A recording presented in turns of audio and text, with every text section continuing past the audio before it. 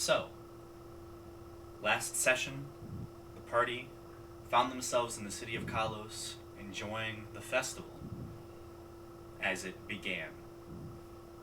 You went and saw many different activities, going together to see the strange beasts held within the circus tents,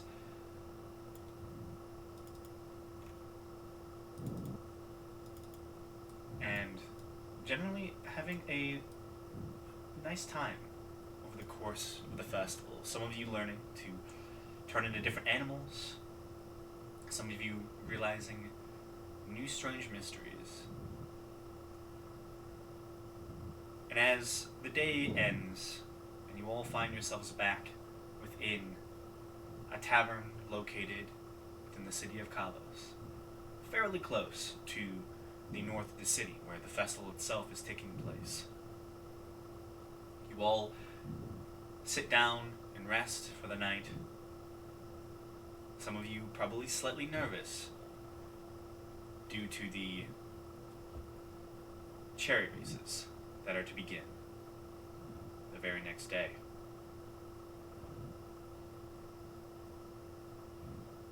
You all awake after different comfortable sleeps, find your chariot, and begin making your way northward.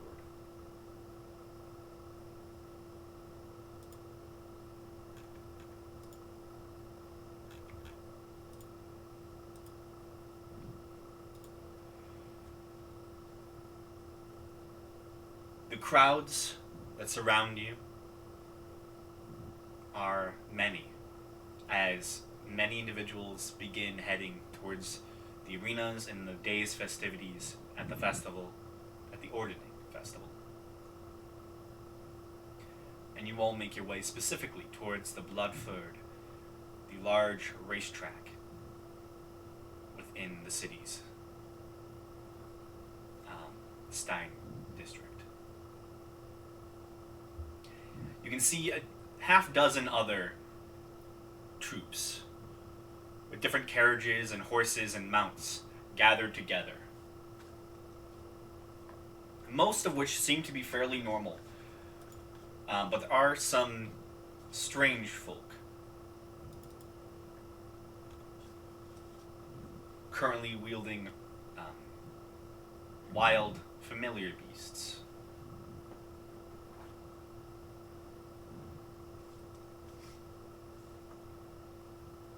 As you all approach, you can see many attendants are currently taking note of all the contestants who are finally showing up for their rounds over the course of the day.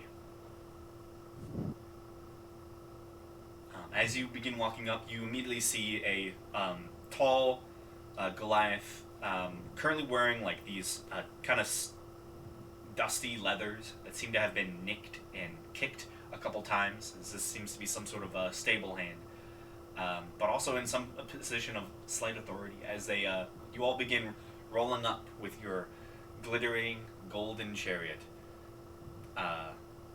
and no animals in sight at the moment. I would assume. Wait, wouldn't we have Senti wild shape before we arrive? Would you? So that way they don't know we're using magic? Well, they said that they're fine with magic as long as the animals, long as the creatures aren't like given an inherent obvious advantage because of it. Really, at least that's my interpretation of how that. I mean, I feel like an animal that can think for itself is an inherent, like, on the level of a wild-shaped druid is an inherently. I mean, oh, so are we? All right, so we're at the we're at the Coliseum already. Yeah. So you're not at the Coliseum. So there's technically two different locations in the city of Kalos that house games. Just off to your pretty much left side is the large circular Coliseum that is the actual like fighting pit.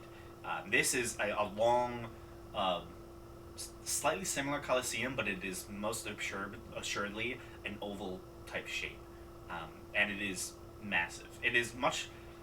It is shorter than the Blue Festing, the main fighting arena, and thus would probably have less seating, but it is vastly longer, um, and it's the racetrack.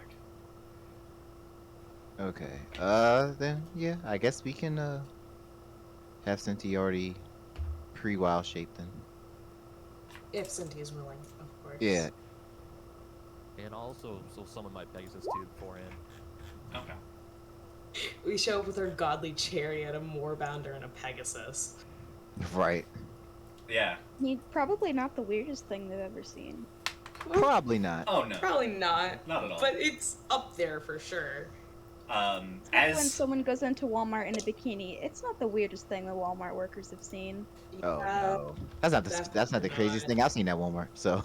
Yeah, right? It's true. Walmart is crazy. yeah. Walmart at mine isn't open past midnight anymore, but man, Walmart at 2 a.m. was wild here. Yeah. That's for sure. Interesting. Okay. Sorry, Graham. You're good. So with your animals currently attached, pulling the chariot with you, you immediately see this attendant kind of walk up. Hail! Are you some of the contestants? Yeah. What's the name? Avant-garde. Had to think about it. Yeah, right. We forget. Okay, just follow the troop over there, and we'll let you in to begin setting you all up. The stables are going to be on your left side. All right. You all begin filing in, almost in like a line of sorts, as you see one other troop is currently filing in at the moment as they're slowly making their way in through these large gates. You can see this one troop, there's probably about 8 or so individuals currently manning what looks to be of a fleet of horses. You can see they probably have backup horses in case accidents happen in the arena, as they're currently trying to file in a good, like, most likely 12 horses. Oh. 4 of which are currently carrying their chariot, and then the rest of which are just currently being led by other individuals. And it seems that is why it's the holdup, is they're just trying to file these horses in a good manner to not get them too close and too spooked. Okay. Sitting atop of the chariot, currently kind of like leading it as they move in, you can see let's see.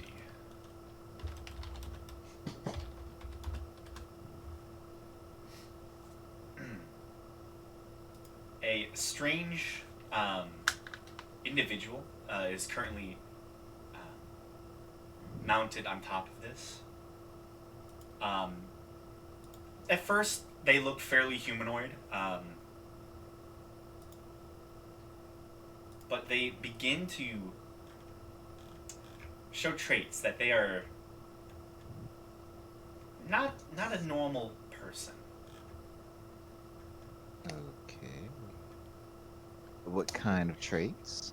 Yeah, what not normal are we dealing with here? Well, at first you think that this is a halfling individual of some sort, as they are currently up on some type of raised seating arrangement in the chariot. And they do have their hood up, but there's evidence of fur across their fingers and hands as they are currently wielding the reins and they're moving about. And as they begin to slowly turn as they make their way in, as a lot of their other troop has made themselves into the actual arena, you see they take off the hood and you see 2 long ears kind of poke up. This is a short rabbit individual. Amazing. Okay, I was so weird. I was worried, but I'm not anymore. Oh no. You can see like a glint of some sort of armor underneath, but this is definitely like a female rabbit individual. Okay. Interesting. Are rabbit individuals common? I don't think we've ever seen one before. No. Yeah. Okay. This one is for clarification. I don't want the message to sound like a racist. Yeah, this is an individual you've never seen before. Failure Okay. hasn't seen most types of people, so at this point she's just been like, yeah, that's fine, I guess. She's just not. She's just getting Lucky used to for seeing things that she Gamesh. doesn't understand. Yeah, it's like Um, every new race is like, alright, I'm not I gonna mean, this think so might as hard well. about that. Yeah, It's it like, this might as well exist. I've seen 2 races my whole life, and now there's a whole lot more than I thought. Faradar sees a human. What the fuck is that? Why is it so small? Why is It's like, it smaller than a giant but bigger than a gnome? I don't understand. yeah, I thought there were 2 sizes. Big and tiny. I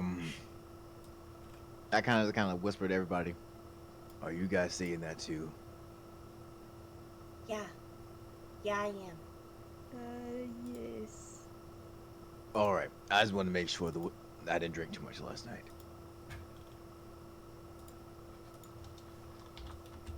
That is. I've seen crazier, but that's still odd. You know, maybe we shouldn't be talking about them out loud. Look, I'm whispering. But, Yeah, I know, yeah. but like, Rabbit ears. Got maybe, I don't know. it. Feels- Immediately Like, I'm starts not being the- racist. Thank God Ace isn't here. You know, those stupid rabbits and their huge ears. She was just like, I'm not like the nicest person, but like, I don't want I'm not to that really racist, be guys. my Don't worry first about it. impression. I First impressions are important. very, very important. Okay. All right. I'm done. I'm done ogling at the rabbit. You are all eventually brought in. the rabbit just side eyes us. As you file in, you were taken through a long, very like coarse dirt corridor that kind of leads you through the innards of this place, and you're soon brought to a massive section of stables that kind of opens up into space, and you immediately see a dozens and dozens of different individual stables. You begin to pass by different teams as they have been given different sections. You do eventually find your own stables. About 4 teams in. Of the teams you pass along the way, you do note, so right before you, Team 3 is that female rabbit folk. Before them, you see an almost like extra secured stables has been set up. Only 2 seem to have been taken and been used. But you do see a tall half elf with these like slightly pointed ears, wearing like well adorned leathers.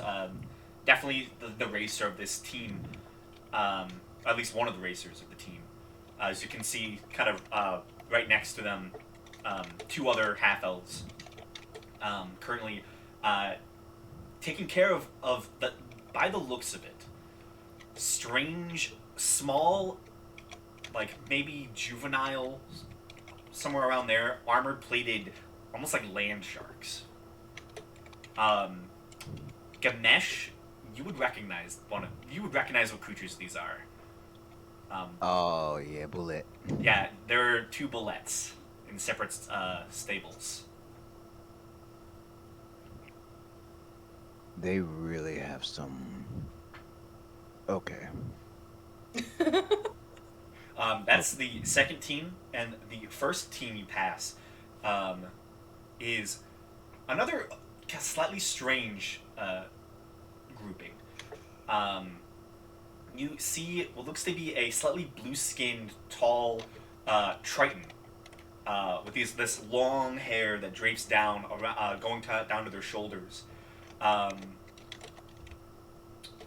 you can see next to him he has what seems to be a female human with red hair, who also seems to be their extra rider, and you can see a bunch of different helpers and stable hands working away. Their mounts seem fairly regular though. It's just the individual seeing a Triton this far inland is a little strange. Right. I But can't you all, believe there's another red-haired human.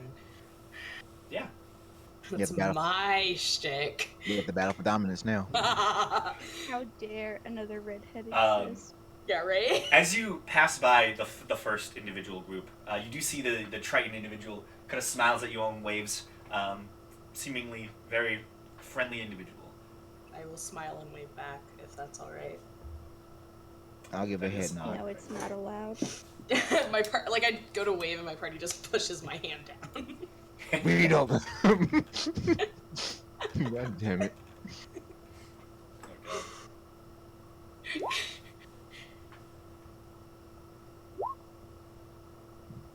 Whose side are you on? You see that? Yeah, right. It's like I'm not even participating in the race. Nice. But you all take your spots, Team 4, and begin to settle and detach your chariot and put your 2 friends in stables for the moment. Well, one friend, the other. Well, one friend and one summon. Yeah. I guess that's. I mean, the summon So- is sentient, so Oh yeah, he is. Yeah, Yeah. our 2 friends. Our 2 Unless friends. we've decided Belric's steed is not our friend. Oh no, he's a It's our friend. enemy. Oh no. No. Okay, so just getting this right. So like, was the half elf with the leathers part of Team 3, or was that? Team 2. yeah, Team so Team 2, 2 was, it's, in all honesty, it's 3 half-elves. They all And- look fairly similar, too. Yeah. They're most likely brothers. And then Team 1 was the Triton, and the Yeah. other one, the And human. then team 3 was the The bunny rabbit individual. folk. Yeah. Rabbit folk. And it does seem they have an additional rider, who seems to be, like, in stark contrast, as you are fairly close, you see a regal, high elf nobleman kind of walks over and begins talking to the rabbit folk, as it seems that individual is their partner in the race. What are they riding? They're riding a Cool. team of just normal horses. Normal horses. All right. Yeah. They were the one with the 12 horses, right? Yes, they have many mounts. And you would assume that the reason they have so many is, judging by the noble-looking elf, he's probably fairly rich and just bought a bunch of mounts. Not even using them in the race, just has them there. Just to have them. Yeah, they take up a lot of the stables. Well, you got money, you got money. Yeah. I mean, I did just donate $100 to a library for manipulation reasons, so, like, I can't judge. Yeah. That's different than just buying some horses for the fun of it. Yeah, I know, but that's why I can't judge. You can always judge. Just Always. be a Can, hypocrite. actually. You're right. Siri is a hypocrite.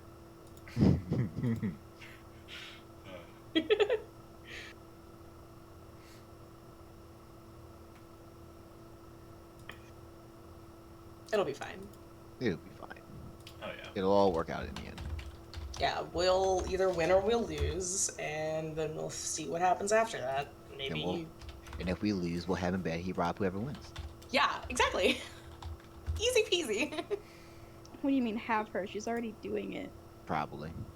Unless it's us.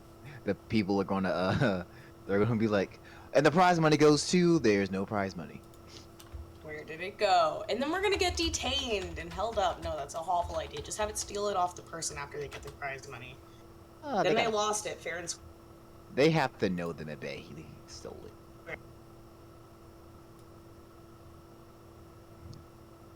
What do you mean? No one knows who Mbehi is. Exactly. They wouldn't see a kobold jingling around like a I just mean if we're part of this big event and then suddenly a bunch of money goes missing, wouldn't they keep everyone in the Coliseum like in place until they find the money? We can teleport. You're... True. we hide away for 10 minutes and we're off the continent. We're wanted on an entire continent. Would not be no, I need the library go- here. We go Oh to yeah, the never king, mind. and the king's like, so I heard you guys are wanted criminals on our neighbor continent. I Is that send true?" all of you home and I stay here. I can lie my way out of my problems. I mean, I can kill my way out of my problems. That just I'll- causes more problems. Not if you can kill all the problems. Are you gonna kill the horses? What the horses gonna do? No, Sente just said horses only have up to 19 HP. What? Since he has plans, Average- we're gonna win. For We're gonna win. science reasons, don't What worry. did you... Yeah, but Sente's bullets have asking way for a more. friend. Sente's just gonna destroy the stables. So as you all begin to settle down, you hear more sounds of new contestants arriving. You kind of look as they begin to pass by you. The team that this individual carries with them is in stark contrast to the team of horses that is off to your one side. As Team 5 arrives. Yeah, Team We're 5. team 4, right? Yes. Okay, we're team 4. Alright, let's make sure. As you see, Team 5 arrives, and it seems to be headed by a very tall, like 8-foot tall, bald Goliath with these intricate tattoos up their face, and going, like basically hitting their eyes and then just wrapping around their skull. You see they wear like this beautiful, like adorned half plate, spear in one hand, reins in the other, as they're just like riding heroically along, and being pulled by creatures that, in the innate moment you see them, begin to worry you. As this team is headed by a pack of 2 dire lions. Dire lions? Dire lions, yes. Oh, some kitties. How many is in this pack? 2 dire lions. Don't worry, guys. We just have to go pss, pss, pss, pss, pss, pss, and we'll win. I hope that works. Don't worry, guys. As they ride by, you see these 2 lions proudly pulling along this this intricate warlike chariot, and you see they kind of look over at you, nod their head, as this individual is just thinking themselves the best, as they're just showing themselves and their dire lions off to all the other troops, and you can kind of hear, especially Group 3. You can immediately see the regal full elf goes, "Oh my goodness," as they react to the dire lions. After them, maybe about 5 minutes later or so, another team shows up. This one is... You see a very portly half-orc with this large brown beard, currently holding a tankard in one hand, the reins in the other, as they're just downing some drink. And you can see they have this like very staunch yellow cloak that kind of drapes over them, as they are just riding in with a team of goats. In particular, they have 4 goats as their mounts. This is Team 6, right? Yeah. Yes, this is Team I don't Uh, like the fact that this half-orc is wearing yellow. And for Team 5, what was the individual that was holding the reins? He was a tall Goliath. Right, tall Goliath. All right. I should also mention Team 6, the portly half-orc fellow. He's wearing yellow, but he also has like this brown neck piece, and he has arrows on his back. He has the resemblance of some sort of ranger, but is very portly and full-on drinking at the moment. I see him drinking. I'll pull out my bottle and raise it to him and take a swig.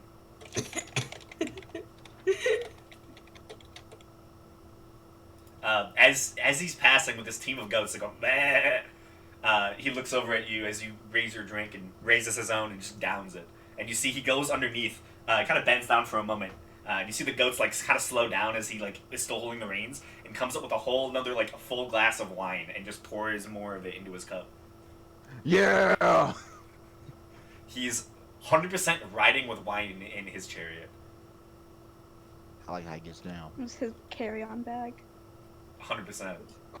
He gets on the racetrack and he just does a hard veer to the left into the wall. 100%.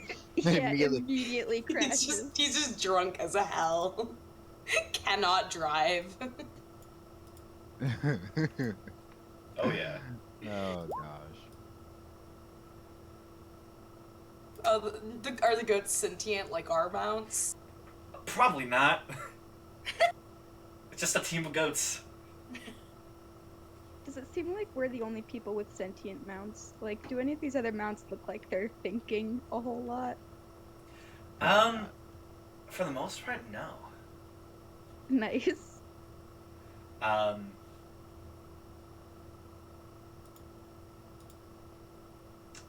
yeah. After that, so you have currently, I believe 6 teams, 7 teams, 7. Oh, 7.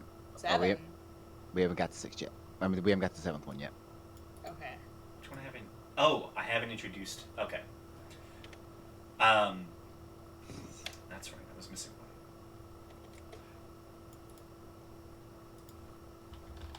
It's just Dalton Oh, that would suck ass. He said he'd see me soon. Um. I think we should just leave if it's Dalton Wendolin. You said, no, like, I don't need the library. We can go. Yeah, honestly. Sorry, Graham. You're good.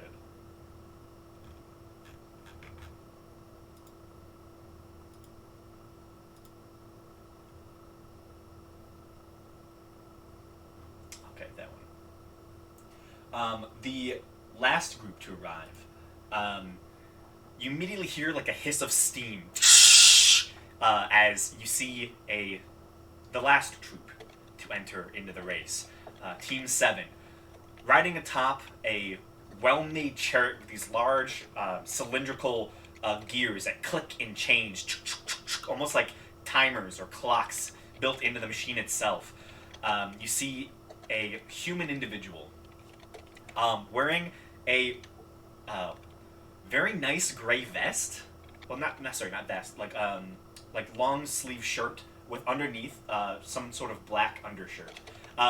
Very plain looking human with like a slight reddish brown hair on top, fairly short, that kind of parts off to one side. Very like stark eyes, and you can see like there can easily be an intense focus through their eyes. But this individual is clearly running with what looks to be mechanical mounts of some sort. You can see 2 large war horses that seem to have these gears within them as they just click with every single step. You see the gears turning. And you see he kind of like just seems to be riding in, kind of taking a look at all the other troops. He seems one of the more focused individuals. He's identifying each individual who could be a problem. He kind of looks at the Triton, the 3 half-elves, doesn't really pay mind to the bunny folk, gives you all a very intense stare as he's just reading all of you up and down. Then lastly... Can I wave at him? Sure. Sorry.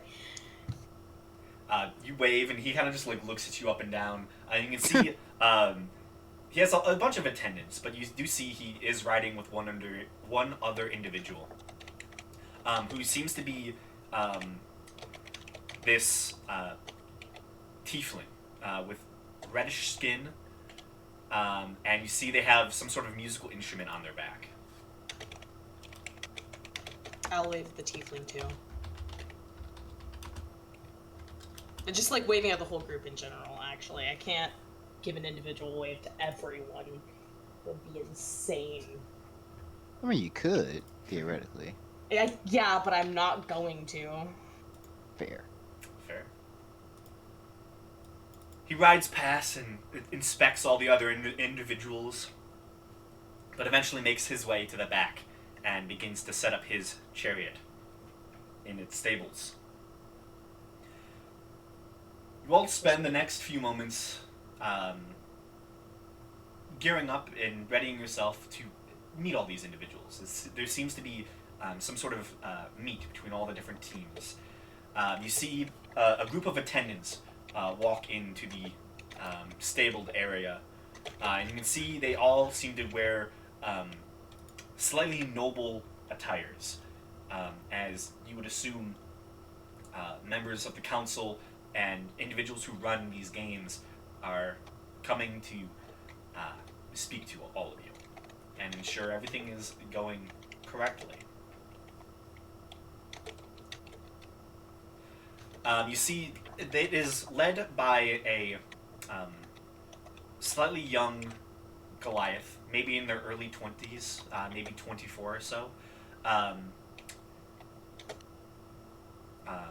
You can see that this individual Goliath himself has dyed a lot of their pure white hair, and has this like very intricate wave of brown hair.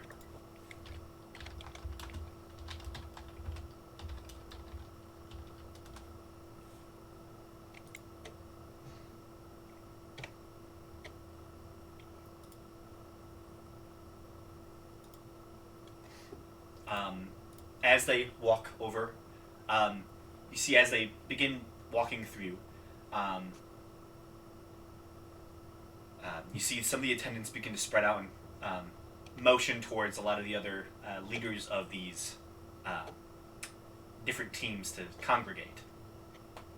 As you hear her speak, "Come one, come all, please. Introductions are in order." You see a lot of the individuals begin making their way over. Then I guess we should make our way over as well. Yeah. Just outside of Team 2's stables, you all gather as you see an array of different folk begin spreading around the area. Hello, welcome to the games here at the Blue Third. My name is Galwell Hilborn. I will be your representative for the games here today. The races are to start in 1 hour's time. The initial parade of all of your individual troops will take place at that point. You will be introduced individually, each team having a chance to move throughout the arena and gain the contestants' applause and show off who they are and what you stand for. Get fans, get people excited, and once you've finished, you will start back at the starting place. Once everyone has shown up, the games will begin with a singular sound. From there, you're to race. The race is going to be 3 laps. You can use some ability to ram your opponents and any other normal ways to take care of your fellow contestants. There is to be no actual fighting. Please, no magic. I request a very nice, clean race.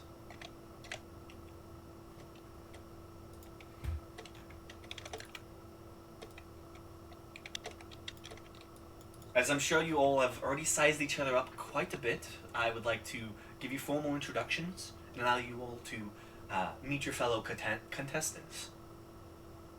Who would like to go first?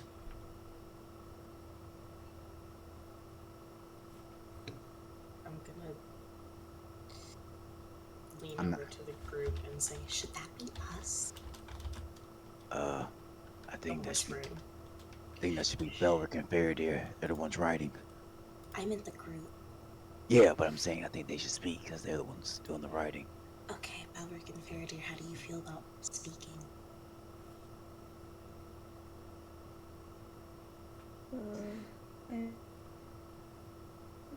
I can. Okay, cool. What about you, Belric? Yeah, I'm fine with that. Alright, cool. Then, go. Introduce yourselves.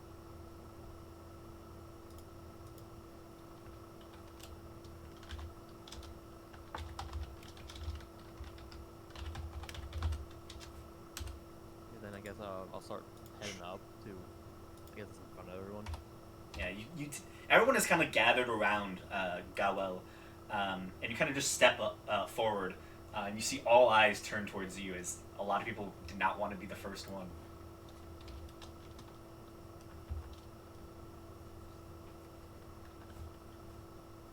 Yep, I'll just say I'm Belric of the Advent Guard. Balric, you have a fellow rider with you, don't you? Yes, my name is Ferdir. Ferder and Balric of the Avant-Garde, it is a pleasure for all of you to be with us here today.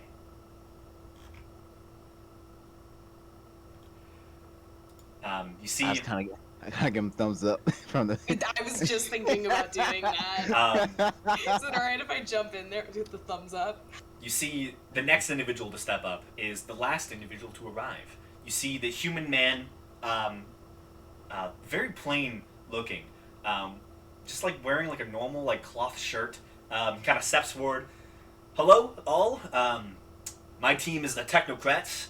My name is Brennan Mulligan.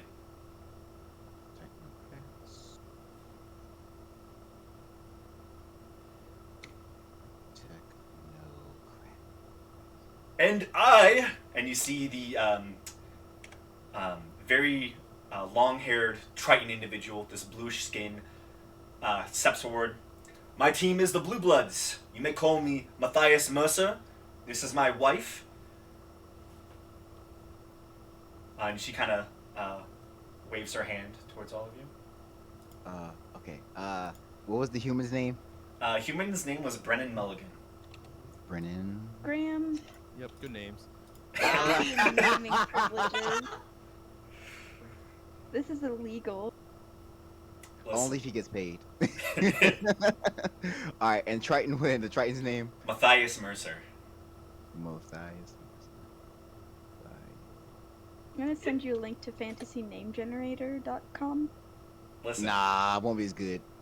listen. This But is these fantasy are races. References. Yeah, these are fantasy races. Like you know, yeah. What's Yeah. his? What was his wife's name? Insane. Hers is I couldn't think of an original one, so hers is Mercer Ray. Mercer. Yeah. Good job. Some of them are just normal. Stepping up next, you see the tall Goliath. My name is Chris Perkins. Yo, Graham, you're wild.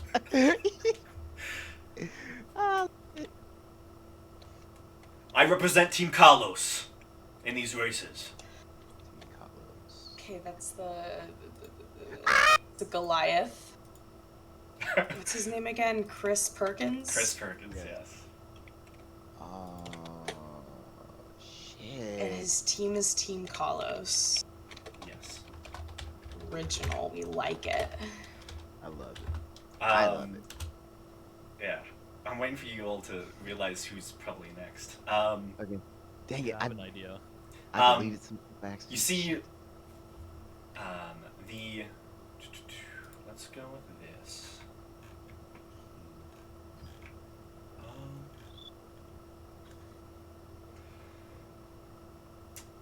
The next team to step up, you see the small female rabbit folk kind of walks up. Hello there, everyone. My name is Martha Holmes. This is my friend, Lucius Elenasta. Nice. We are the Hoppers. Okay. Hoppers. All right. Can you say her name again? Hers was Martha Holmes. Okay. And how do you spell Lucius Elenasta? Lucius. L-U- L. Yeah. Here, I can probably copy. Okay. Sorry. I like when I get the references.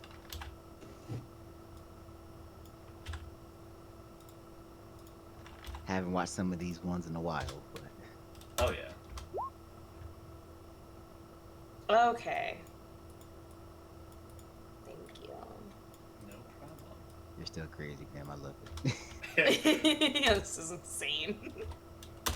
Listen, I was like, how do I make 6 other contestants interesting? I'm like, this is the way. This is the only way. Make them relatable. You're on a different continent. You're not gonna know any characters really from here who would actually participate. I'm like, yeah, no one from Daycabal is probably gonna be here. So I'm like, it has to be new people. Yep. Yeah, it's a big thing to travel continents for most people. Yeah, these are I brand think. new people, never thought of before. Never. Original characters do not steal.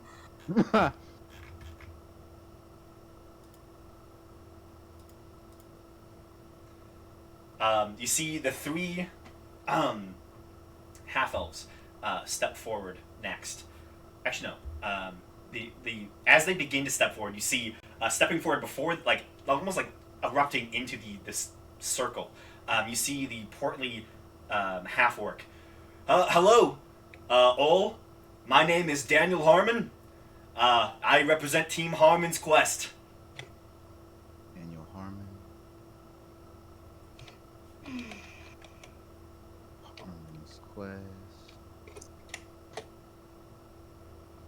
My notes for these teams are like all over the place right now. I I know. bet. I'm just writing down deliberate facts. I don't know what else to write. Who they are in real life. Cause I've just written everything down as it's been told to me, so like there's no order to the madness right now. I just have the teams listed. That's all I got. I'm just like same. I think I also- we're in Graham's fan fiction. Oh, no. We've been in Graham's fanfiction from the beginning. That's what D&D is. Yeah, Yes, it that's is. what D&D is, really. DM's If fan you really fiction. think about it.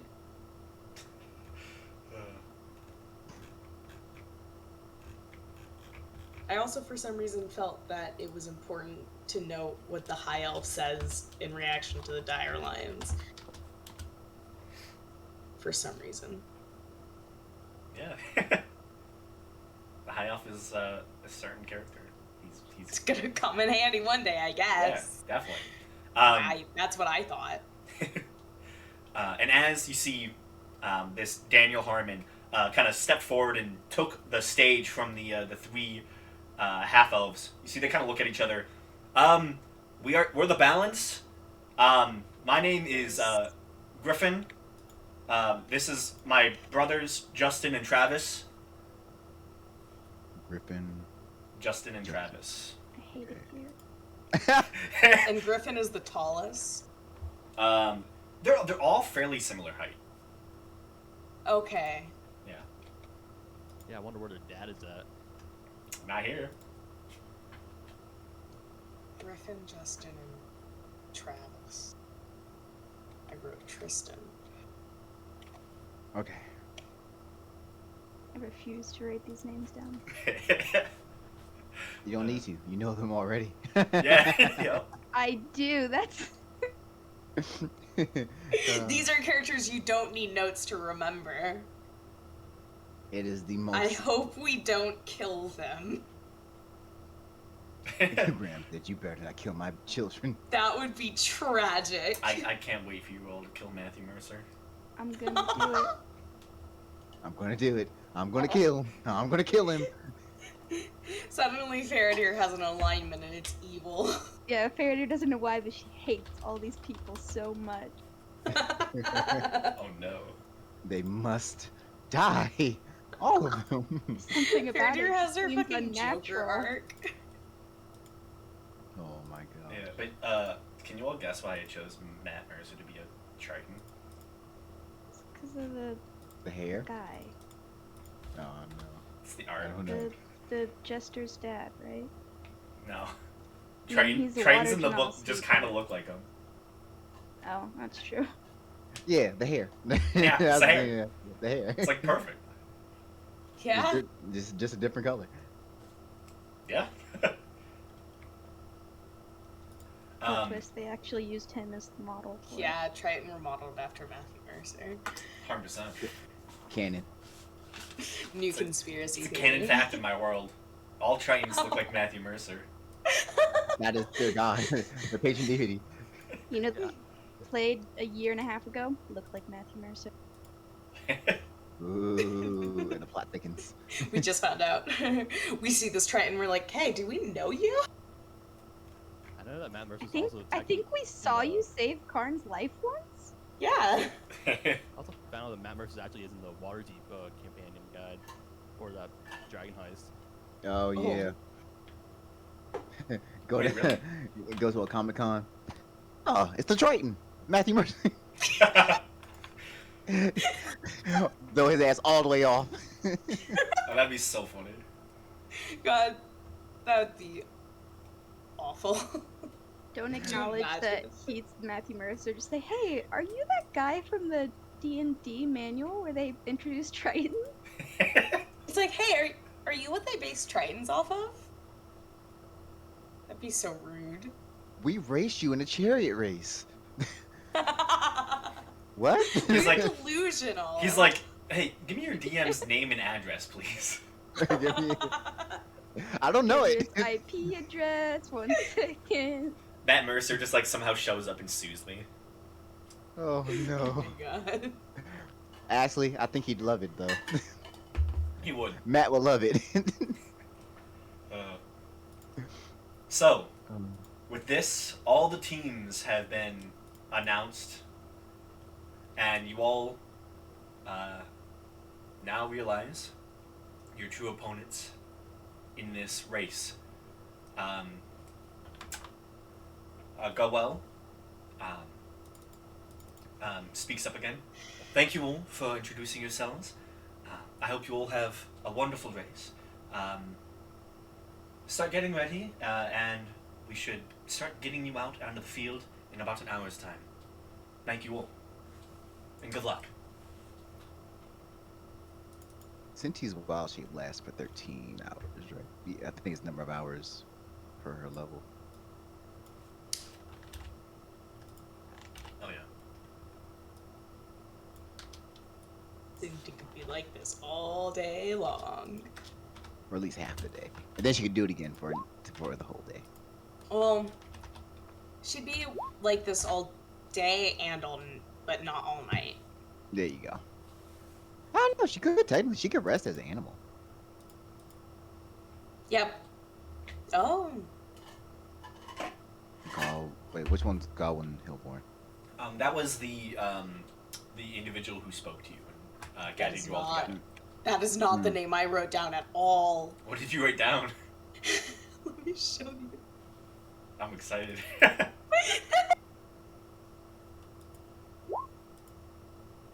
What would his position be called? This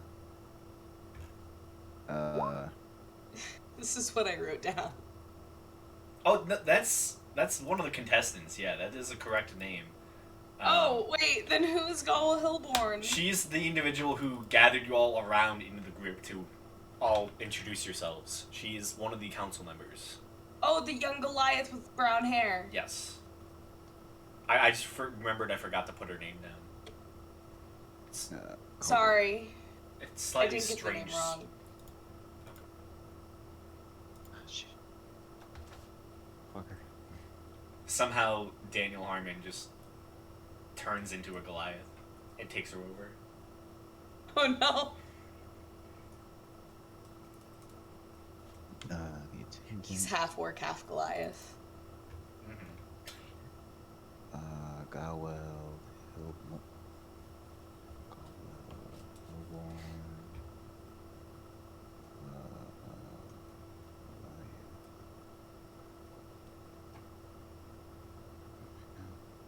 okay.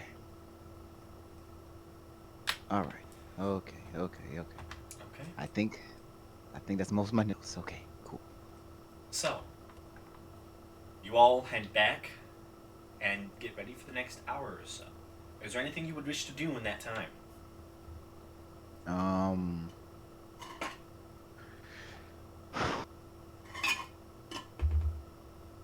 Is there anything I would wish to do at this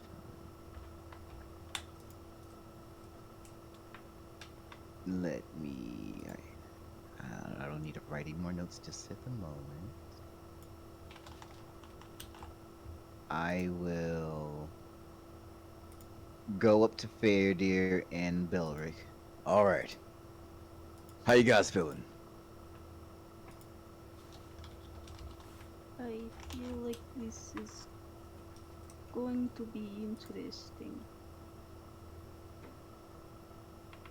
Yeah, say the least.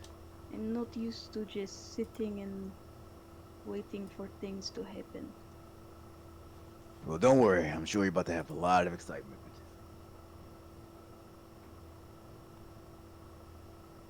Yeah, some of these people have like some crazy mounts. I look at the Pegasus and the Moorbounder. Yeah. Well, I mean, Yeah. other than other than ours. The bullets are really weird. They dig. So I don't know how that's gonna work. Well, I mean, the chariot can't very well go underground, can it? Yeah, I think that'd be against the rules. Right? That would have to be against the rules. Huh. I mean, it's not magic. No, I mean, the chariot would need to be magic to go underground, though, wouldn't it? Unless And it's not break just apart. covered. Or make it hard to have other people ride through dug up like dirt. Yeah, it has to be illegal. It's gotta be. There's no way. Because you wouldn't even know if they were. You wouldn't know if they actually went around the track or not. Yeah, exactly. What happens if they go so far down you can't see them and they just pop up and say we went around 3 times? And then that's not even a show for the contestants. Yeah, no, they can't. Yeah, The that's. chariot, I don't know about the bullets, but the chariot can't go underground. Right. If it does, I'm blowing it up. Okay, maybe let's not go that far. I meant like just the ground, just to expose them. That's funny. The way you said that. Cause that was a blatant lie. I meant blow that Kamesh motherfucker. commits arson. Yeah. A little, the ground erupts. Uh-huh. Anyways, I would watch out for the. I think the 2 ones to watch out for the most are going to be the Goliath and with the dire lions and the with the mechanical horses. Team Kalos and the Technocrats. Yeah. I want to say that like mechanical horses seem a little unfair, but then we got Cindy, so Yeah, both of our mounts are kind of... like, do they get tired? I mean, eventually they would have to run out of fuel, right? Depends on what they're fueled by. Yeah, but like, anything they would have to be supplied with, like, it would have to be refilled. Unless they're magic. Like that one guy we met in the Capitol. Right. Or Senti, also. since he has to rest or not move for a while.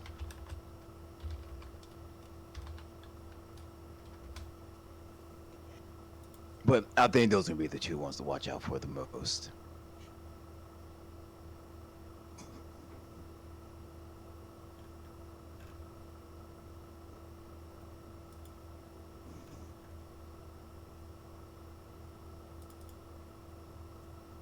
Um, Probably. So are the stables big enough that we can see the other riders? Yeah. They're a little bit further down from you. Really, the Okay. only two teams next to you are the Goliath and the Rapid Folk.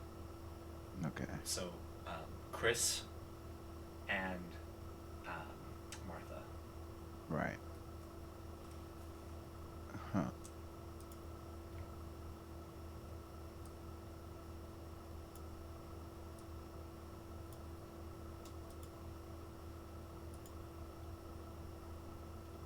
These regular preparations.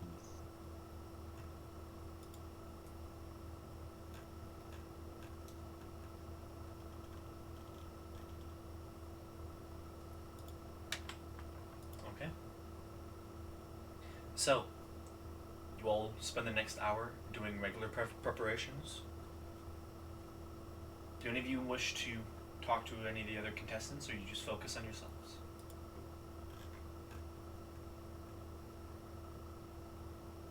Um.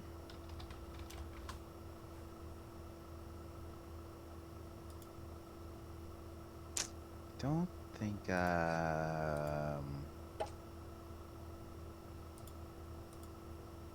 I'll go up to the half elves, the balance. Okay.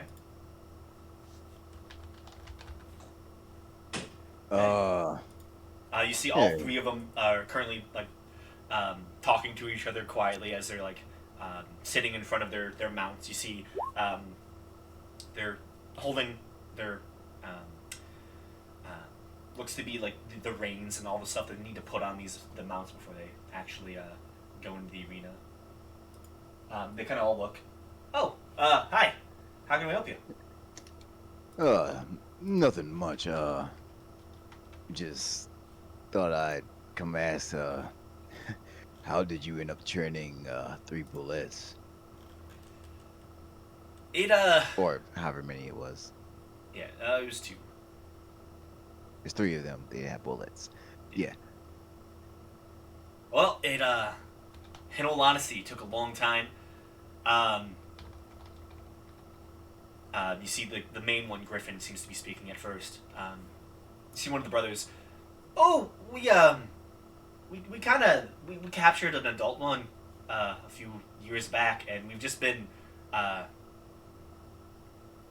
of taming it. She had babies, and we've just been raising them, and they're tamed enough that we thought, why not bring them to the arena? Interesting. I only asked because, I had a run-in with them before, and, safe to say it, wasn't a pleasant experience. Not at all. Yeah, they're definitely not easy to tame, for sure. Well, I was really just coming to congratulate you on the endeavor, because not what I was expecting to see. Oh yeah, so how did you get the Pegasus?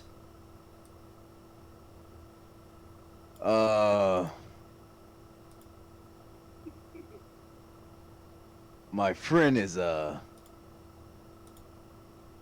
think they're considered celestials. And my friend is pretty devout, so it was kind of more of like a gift.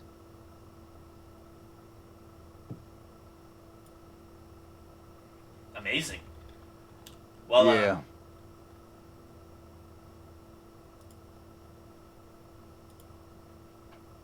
I'm Hmm. I'm kind of Well- jealous, in all honesty, myself. No reason to be. Like I said, this is, something in and of itself. So, like, you're not planning to go on the ground, are you? No, no. God, no. What did they say? He said, no, no. God, no. Oh, okay. Because I was curious. Because I was like, I didn't know how a chariot was gonna stand up to that. Now, we asked about it before we started, and initially we were like, yeah, we're just gonna dig down so like people could fall into the hole that we make, but they didn't like that. But still, like, bullets are strong. You know, I'm not gonna lie to you. I'm pretty sure a lot of these horses are gonna get broken legs, and I don't think our bullets are gonna break anything. So I think we have a leg up on the competition here. Fair. Yeah, Understandable. I think like you and that Brennan guy are, you know, I don't think you guys have to worry about your animals. Like you have both have metal creatures. Like seems pretty impressive as well. Yeah. Yeah, one of our friends is pretty well connected with nature and knows mechanical aspects. I don't know how they came about it, but got it to work. Yeah, well, This is really a test run. We're really about to see actually how it really does work. well, All wish you these all luck. half truths. Yeah, they're not even making insight checks. They're just believing everything. I know Gamesh comes over, asks questions, and then scrambles when those questions are reciprocated. It's working though. Well, I wish you your team luck. You as well. Thank you. You see the three brothers go back, and they seem to be getting into a slight argument as you begin to walk away of who is actually going to go in and put the bullets harnesses on. Oh, right. Like they want to do it, or they don't want to. They do don't. It. Ah.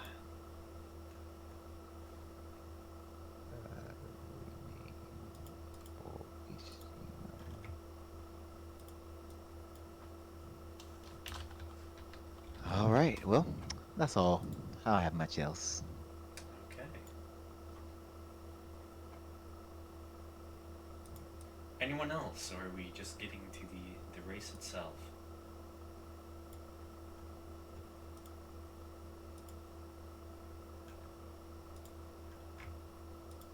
Okay. I'm going to take that as we race.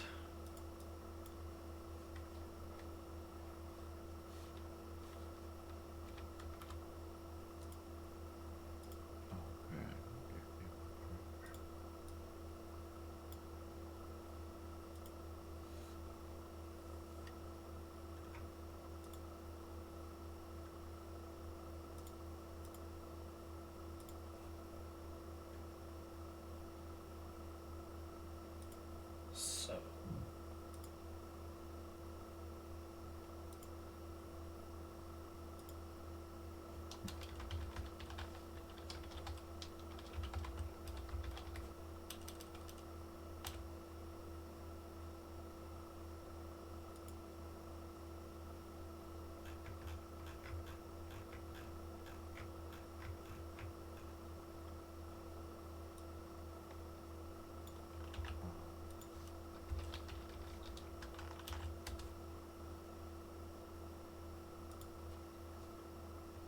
So, after an hour or so, you all finish putting the final touches on your mounts, getting yourselves set and ready, shining and new. You see all the other teams themselves ready themselves as well. You see, dead in the center of the large stables, you see a large double door is beginning to be opened. You see Gawel walks in. Okay, everyone. The crowds are ready as you hear a distant roar of individuals.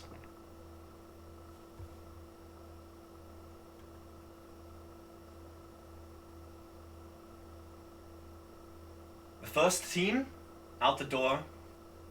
Team 4, then Team 3. Team 2, Bless you. then Team 5. Team 1, Team 6, and lastly Team 7.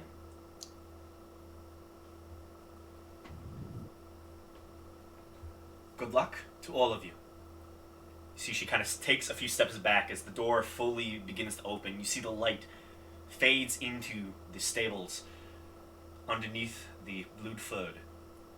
You see the Goliath, one hand on this ornate, massive spear, steps up onto his chariot. You hear the lions roar, and then they begin to charge out. At a medium jog, he is led out into the bright sunlight, and you hear the crowds roar. The very ground around you, the entirety of the stadium begins to slightly shake. As you hear the announcer announces the team itself. Ladies and gentlemen, I give you Team Carlos, led by the glorious Chris Perkins. The crowd roars. You hear the lions roar. You see Gawel motions for your team to go next. All right, you two. You got this. Can I give bardic inspiration to the Pegasus? What do you say to the Pegasus? Thank you for helping us out. It Good luck. as you wish it good luck, it gives you a nod of its head as it is a sentient creature, and as it begins to fluff its wings and regally it begins to move in tandem with the Moorbounder, Senti. Nice. Belric and Faradir are pulled along on this beautiful golden godly chariot out towards the light. As soon as light hits you both, you are initially blinded as the change in brightness blinds you for just a moment until the entirety of the arena is bared for you. The size is immense. It matches that of the Blood Festing, the fighting arena of which you saw. And while it is not as filled as the arena the first day you went to visit it, it is still packed with individuals. Whole sections of the arena have seemingly been converted into large open boxes where you can see regal nobles seem to be watching and enjoying the parade of you all out into this arena space. And the crowds begin to roar. Close to 1 million individual people, all together, stomping, clapping, and roaring. The sound is deafening as they seem very excited for this race to get underway. You hear an announcer magically having their voice projected through the entirety of the arena. Our second team, I give you the avant-garde, Belric and Faradir. The crowd roars in delight as you all both begin to make your way out. Do any of you do anything to set yourselves apart in the innate moment you are out patrolling and parading through the arena?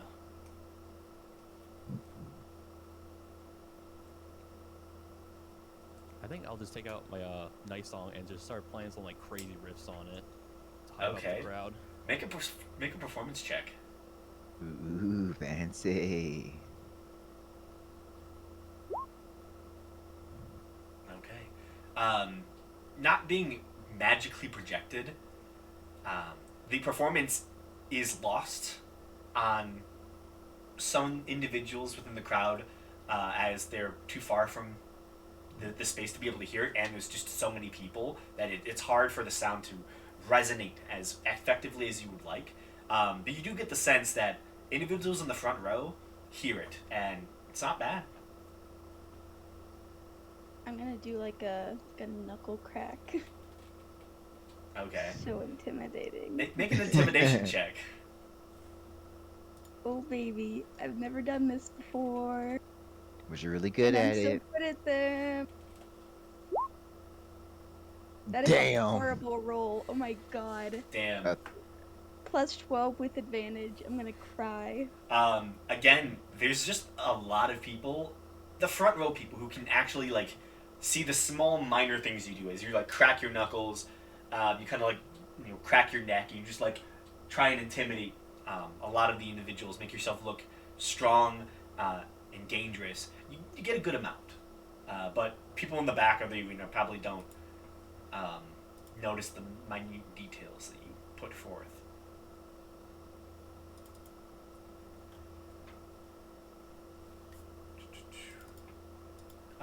You Cool. hear other voices beginning to spread throughout the arena as the next team goes after you. And again, as the arena slowly begins to fill with different teams, one by one, parading themselves through the arena. I need to do some rolls. Okay.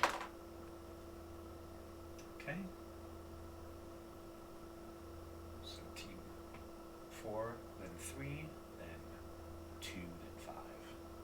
So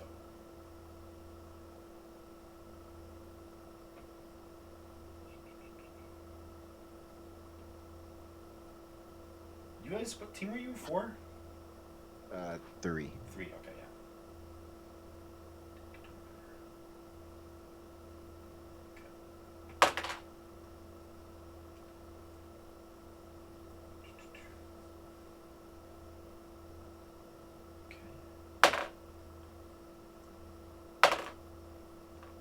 I thought team three was the Hoppers. They're team 4. Okay. Okay. As the arena begins filling with the different teams, eventually the two of you find yourselves at the end starting line. You see a large white painted line has been made on the arena itself, fairly close to where you all entered into the stadium itself.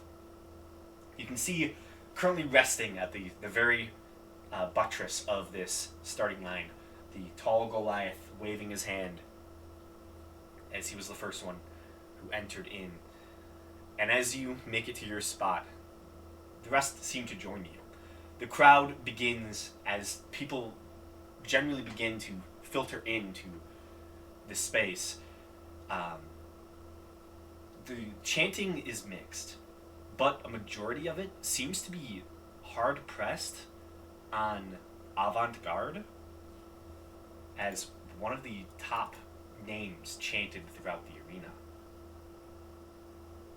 Ooh, they like us. They do.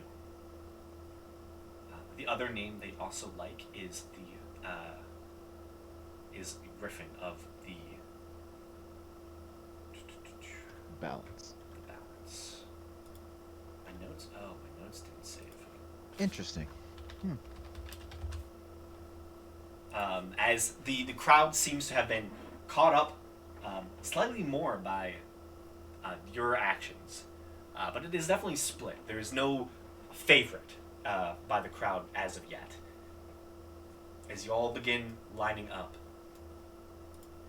you can see all the chariots soon arrive. Last but not least, the metallic chariot.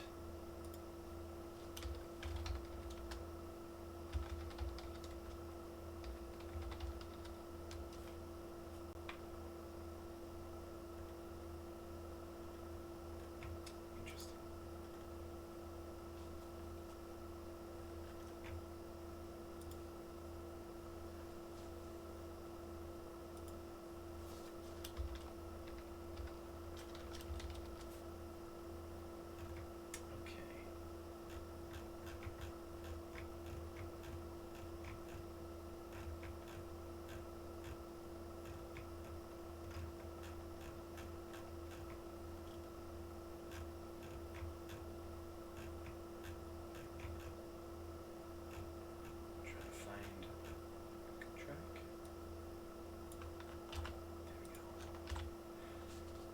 So, as all the contestants arrive, you can see a almost like watchtower built up out of the stonework on your right side.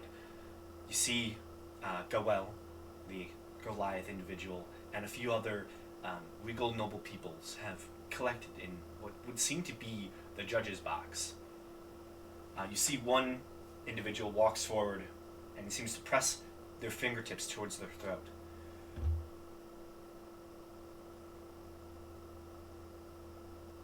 My fair citizens, thank you all for making it here today to see the first games in this grand arena.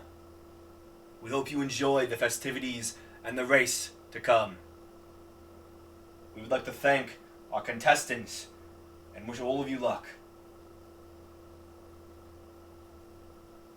Now, since you're all ready, on your marks, get set,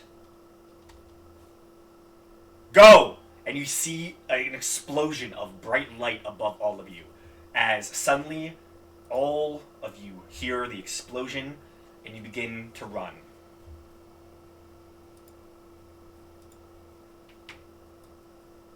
So, the race has started. You have a few actions over the course of your rounds. You can ram, you can intimidate, and you can brake check. Additionally, you can use a dodge reaction as well.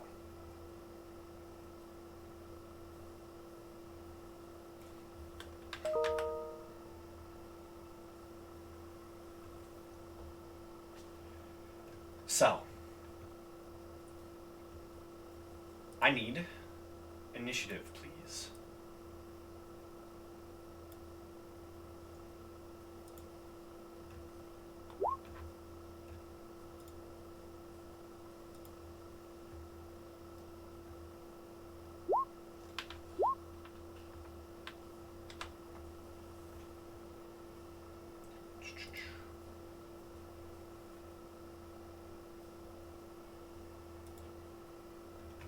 Okay. Let's bring you to a map.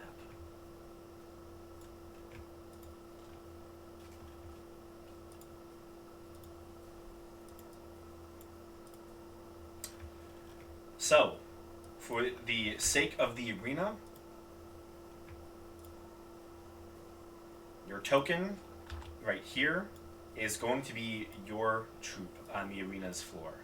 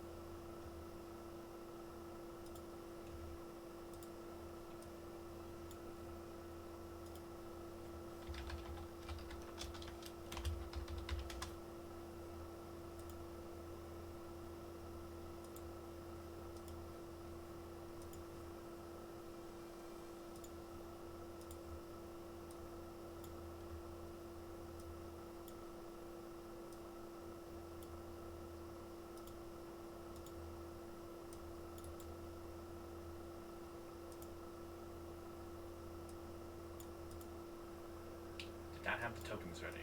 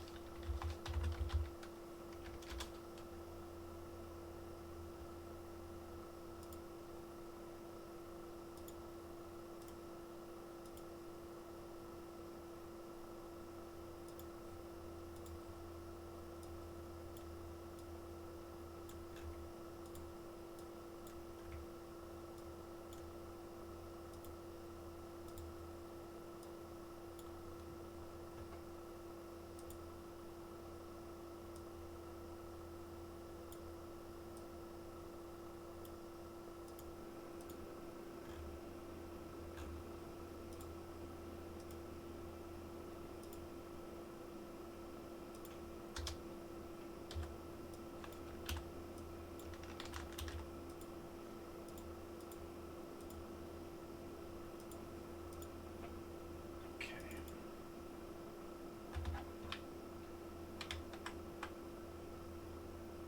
And then, lastly, I need bullet.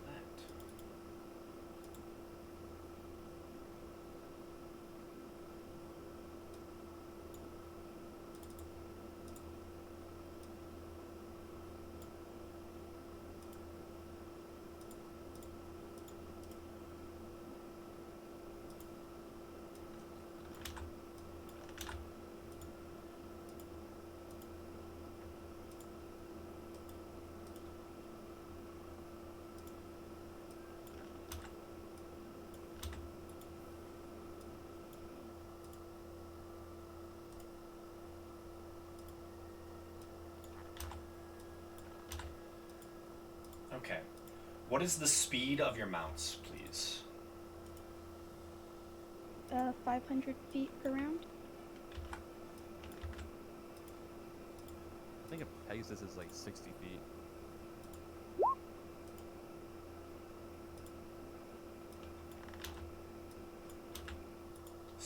feet. And then 70 feet for a moorbounder. Okay. So this is going to be taking the speed of the smaller one.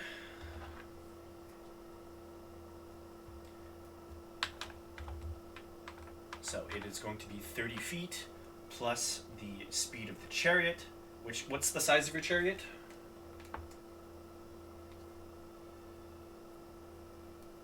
I think it's ours is large. If I'm not Large mistaken. chariot. Okay.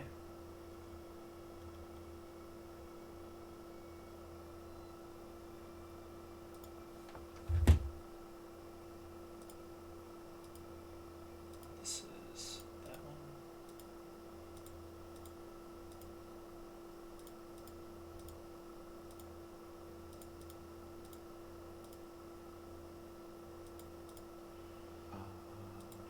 Okay.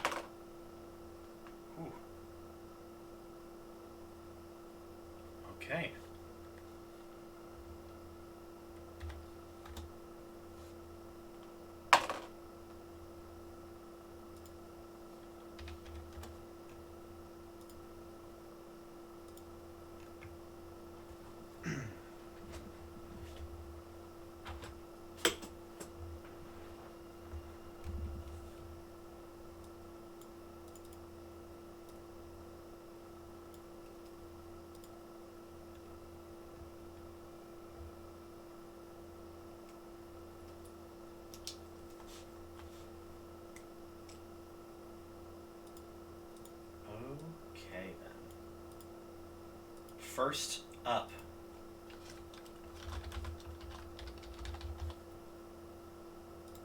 is the Hoppers.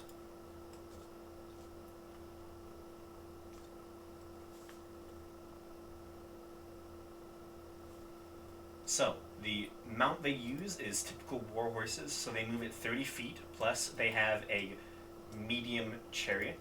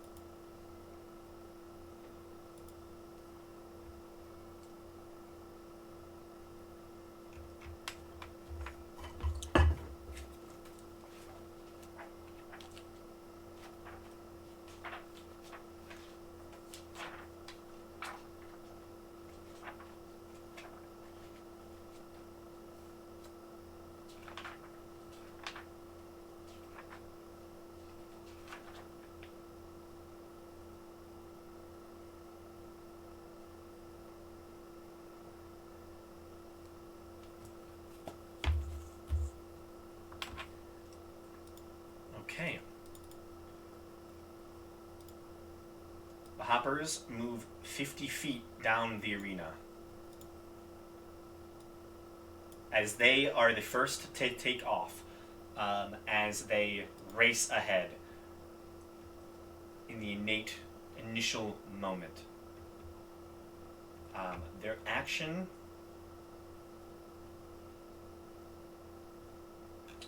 Ooh, actually, so...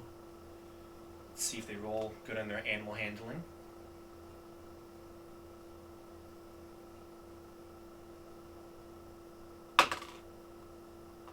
Okay.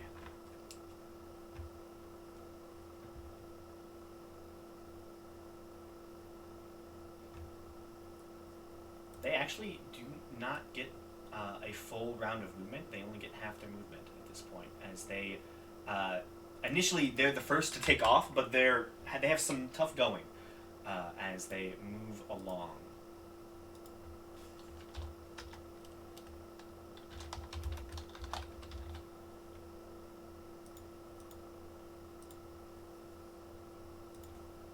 Team Kalos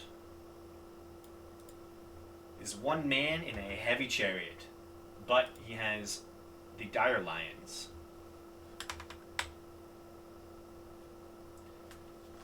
So let's see how he does. He also doesn't move the full speed, and is just behind the Hoppers. However, he actually catches up, and he will use his action to ram them. And he successfully does so, actually.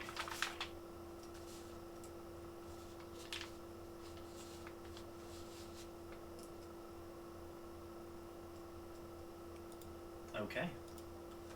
You watch as he slams his Dire Lions into the side of the other team's chariot. You see that one begins to careen off the side as it seems like the Hoppers next round are not going to be moving very far as they take a brunt of damage.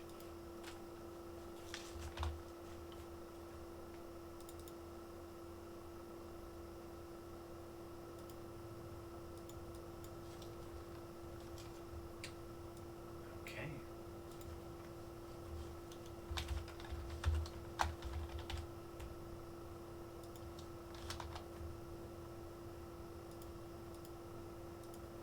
The goats go next. They are in a light chariot with very minimal armor. So... Okay.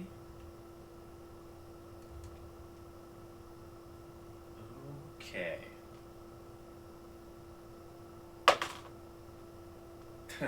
Yep. Okay. Cool. On the far side, they move forward just enough to get slightly in range of the hoppers, and they are going to. What's their action?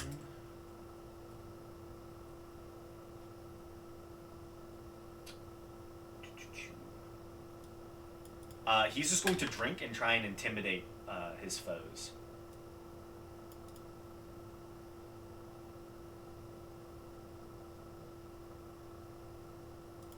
I need Belric or Faradir, one of you, to roll a wisdom saving throw.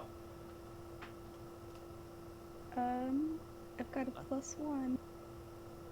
I think for me, technically +9 for me, so I'll do it. Yeah. Yeah, you see, he kind of looks over and he's just trying to intimidate you as he's just like taking a whole bottle of wine and chugging it as he's like, whipping his goats, and they're just like running across the field. But you're not affected. With that, I'm gonna say we're gonna do this and put both of your turns on the same round. Belric and Faradir, it is your turn. So, you move at 30 feet, half the speed of your mounts, and with your chariot type, you're going to move an additional 10 feet from that. So you only move 40 feet if you can successfully make a animal handling check. So I need one of you to make an animal handling check, please. Do we have to make those if our sentience or if our mounts are sentient? Yes, It's like, I'm gonna say they're you can just do it with doing their own thing. advantage. I'm gonna say you can do it with advantage, because they are, easily controlled. But you still have to guide them where you want them to go.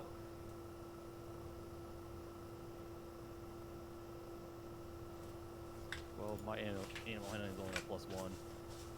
Yeah, that's what I've got. I do have advantage on them already, but I guess we already have advantage. Super advantage. Yes, super mega advantage. You roll 3 dice and take the highest number. I wish. Uh, too bad Belric, you doesn't roll it. exist. Dice, they hate me today. Yep, okay.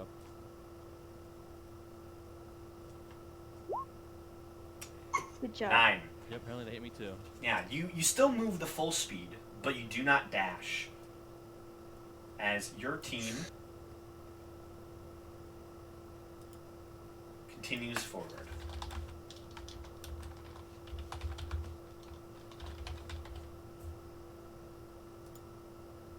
I hope I spelled that correctly.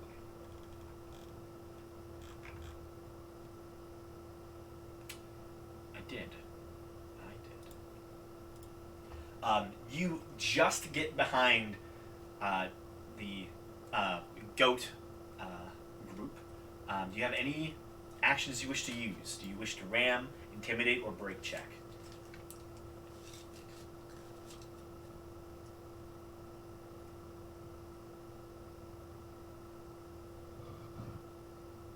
I was thinking we would just play defensive and let everyone else fuck each other up.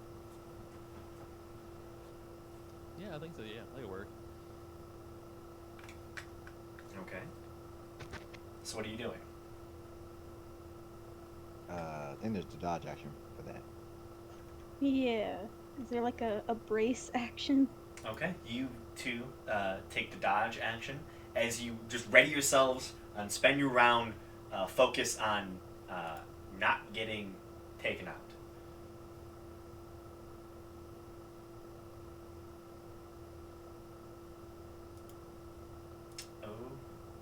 Okay.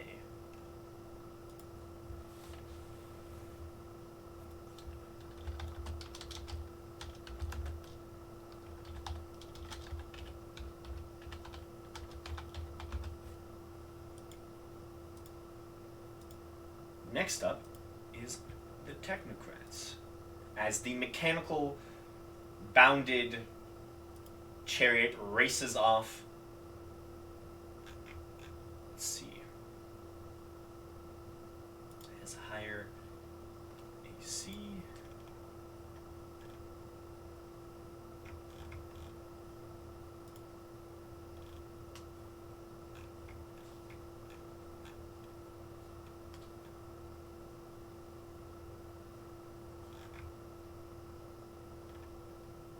Okay.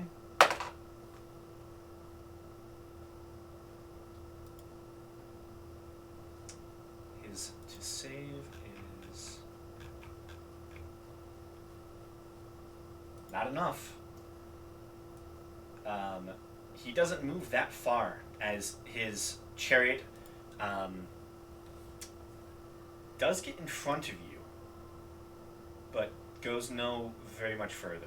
As he seems to have a very much similar horse structure to a lot of the other teams. But yeah, he fails on his animal handling check, but is going to use his action, and he is going to ram.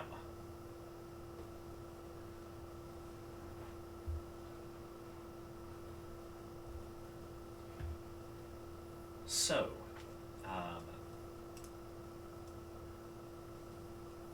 he's going to try and ram you guys. So he's going to have disadvantage as you've dodged. That's way a failure. Way a failure. Even without disadvantage. Yeah. 6 plus his animal handling, it's not enough.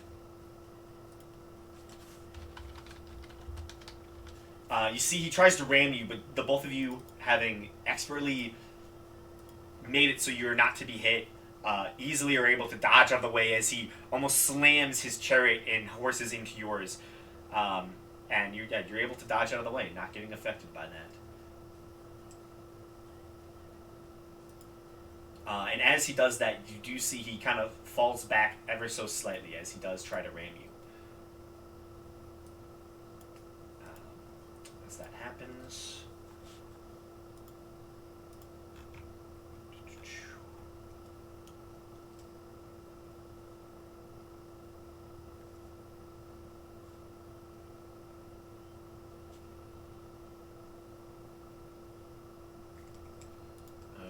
Okay. The balance goes.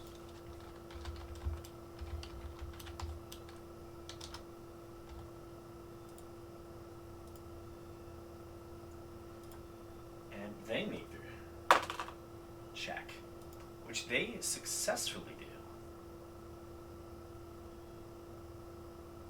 Okay. Medium chariot.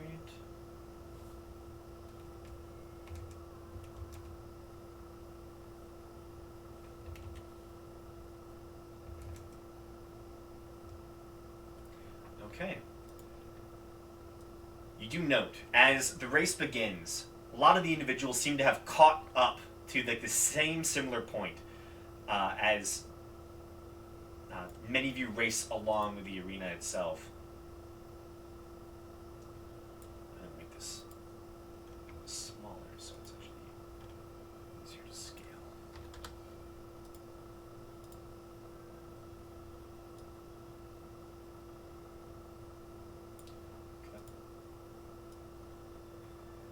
But you do see, as you're protecting yourself from being rammed, riding right through the midst of all these almost like pile-ups, you see the balance takes the front stage as their chariot races out in front, as they successfully made an animal handling check and seem to have been able to move greatly. You see the three brothers as they're within this single chariot. You see the main one, Griffin, is currently riding away, as the other two are going to try and intimidate, as they just like kind of shake their arms towards all of you, kind of gloating and trying to intimidate. Honestly, probably the only other team that's like doing decent is Harmon's Quest, so which they succeed actually.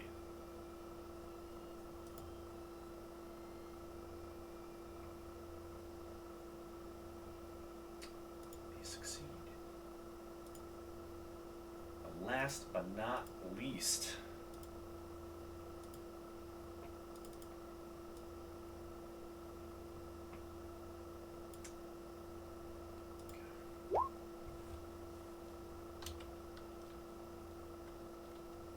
let's roll a check. That's a success.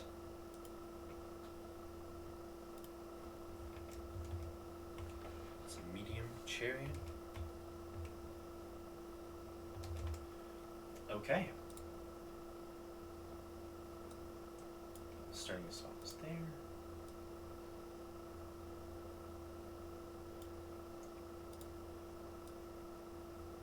Again, bursting forth from the very edges of the arena.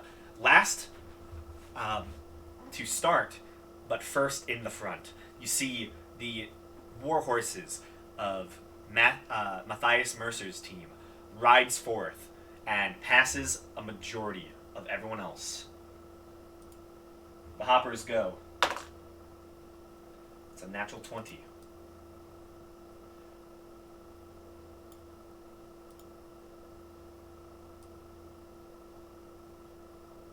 Hoppers are in a light one.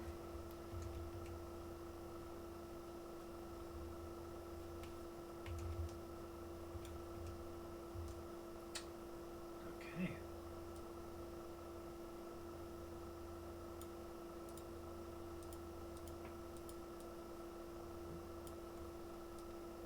The hoppers take point. Actually, they take further point from there. Team Kalos after them, as the hoppers are just using their dodge. So they did not want to get hit again. Ooh. That's a success as well. Even with the lions.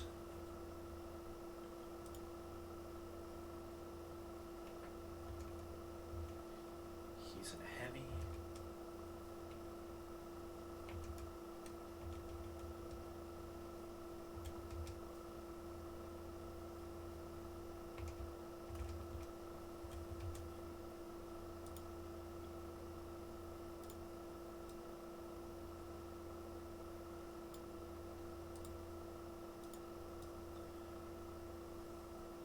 Yeah, you see Team Kalos catches up and is able to make decent strides, but they've lost the hoppers in the pursuit.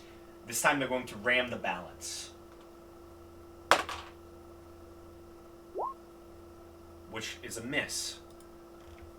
And they do seem to slow down ever so slightly. Daniel Quest is a failure.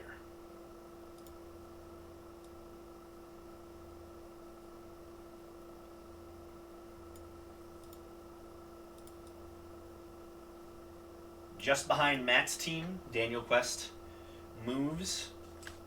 It's going to actually try to ram them with his goats.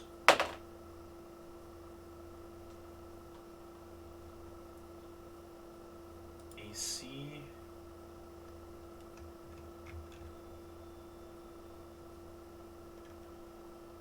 Just hits. Okay, you see Daniel Quest rams his goats into the war horses of Matt's team, and you see they partially seem to become hurt as Matt's team.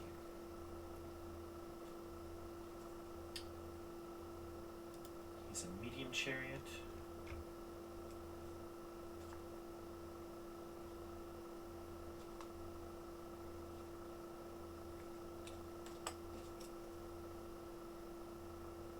Okay. Belric, it is your turn.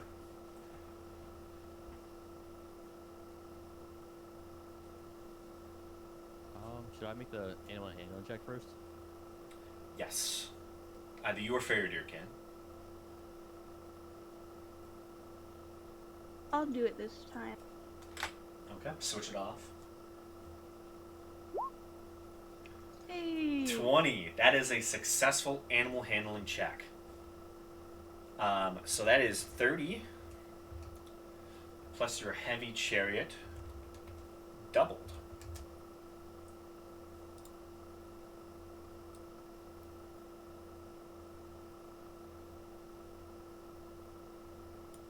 There, we can put you there. The avant-garde passes by Matthew Mercer's group and is now just beyond the leaders, the hoppers. What would you like to use your action for?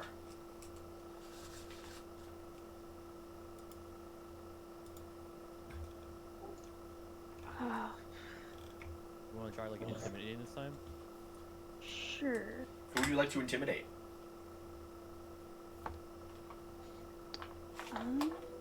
Who else is like, who's doing better than us? Like everyone? The hoppers particularly.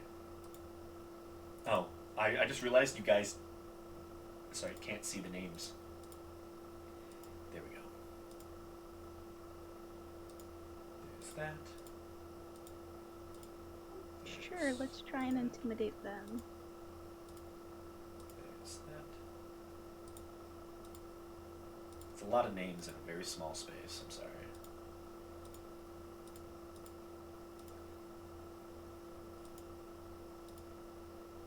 Okay.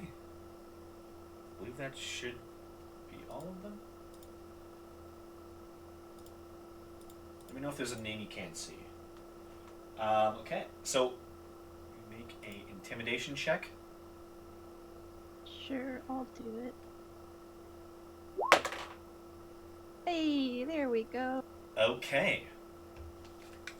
They as you ride up, you see the small bunny person is currently whipping at their war horses, getting them to go as fast as they can. But you see the high elf who's in the back, hand on the shoulder of the female bunny, kind of looks back, and you just give them like this evil glare. And you just see this high elf, their eyes go wide, it goes, Martha, Martha, Martha, Martha, and they just start shaking them. They have disadvantage on their next go. Imagine having to whip your mounts. Okay, Anyone technocrats. who can't just like have their mounts understand human language is a loser. Damn. They fail again. So that is half.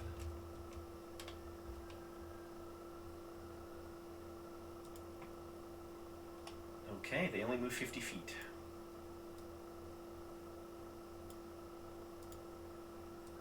Just barely breaking in front of the balance. Just the balance, then go.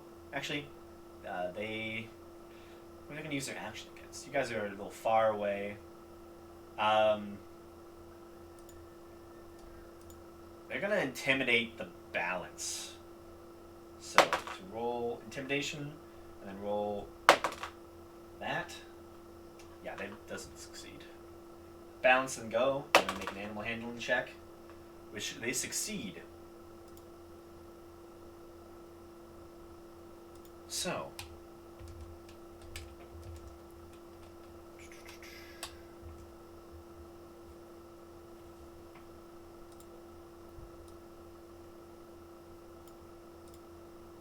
once again, you see the small bullets begin to push past your team as they scramble, pulling this chariot all along these little bumps and ridges on the field. As they get in front, he's gonna ram the hoppers because they're in line with them. Ooh, that is definitely going to hit. You see the hopper's chariot takes some more damage. It has taken a decent bit of damage, and you see they begin to slow ever so much with that hit. So does the balance slow ever so slightly.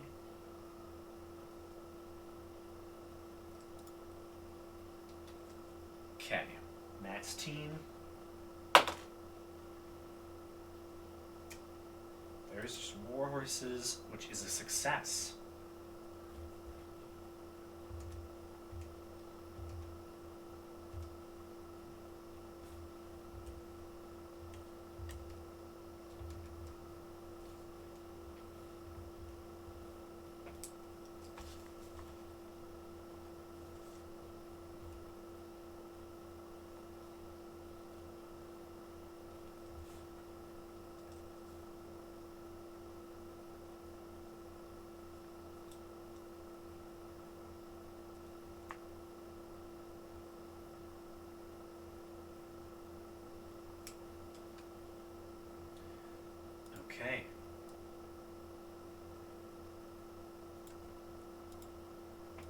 once again, you see Matt's team takes the lead as they burst out front once again.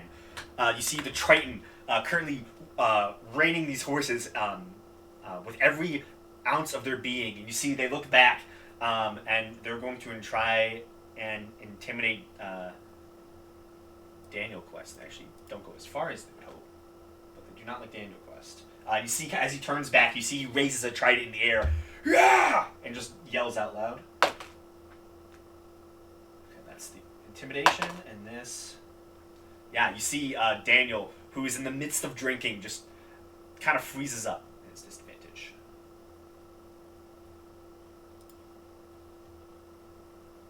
And the hoppers with disadvantage on their go. So that's an 8. That is a failure. So then they move half.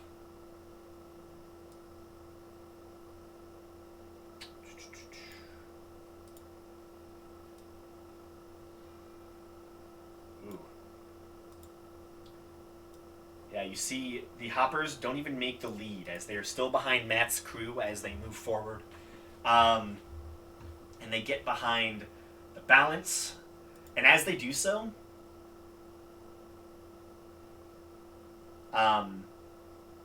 you see they stop. They're going to brake check. As they get to that spot and in front of the balance.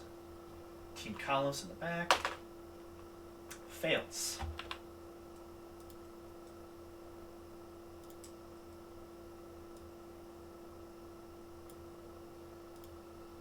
And does not move very far. But close enough to you all. As they pass, they're going to attack behind them. Towards the Technocrats. That's going to hit. See, they slow ever so slightly as they hit. The Technocrats take some damage.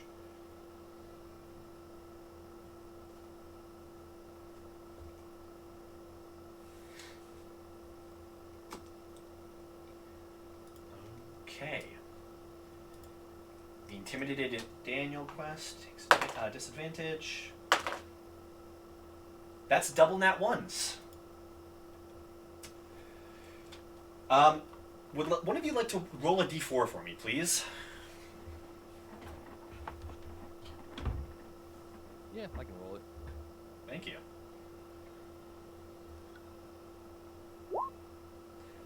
Okay, as you see Daniel Quest currently drinking away, he begins to move his chariot forward, but has been intimidated by and distracted by the Triton raising their trident in the air as they yell out, and you see they release the reins, and you see Marisha goes and takes them. As he's like intimidating him and yelling at him, staring him down, Daniel was not paying attention to where his horses were going, and you see one of the horses hit something.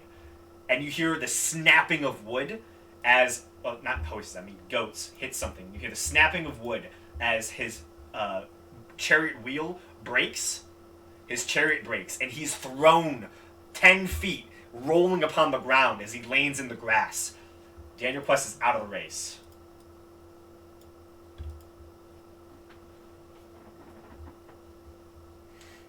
Beldrick, it is your turn.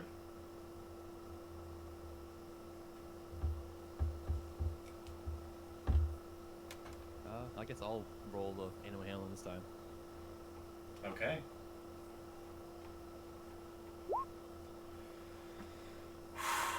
Okay.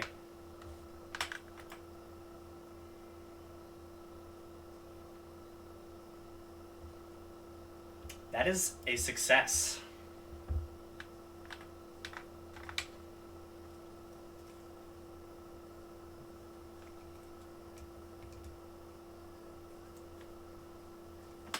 Okay.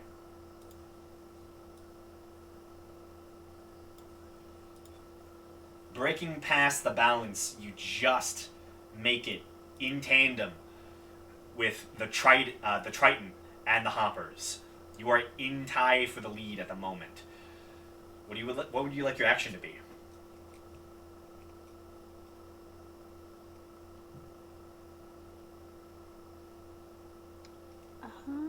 think What dodge do is you probably think? dodge would be the best since we're between the two of them. Yeah, that is a good idea. Okay. You take the dodge action. Technocrats.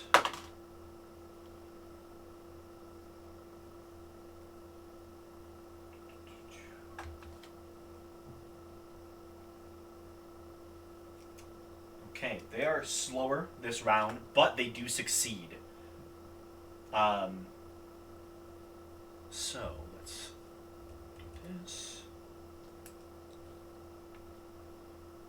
The war horses.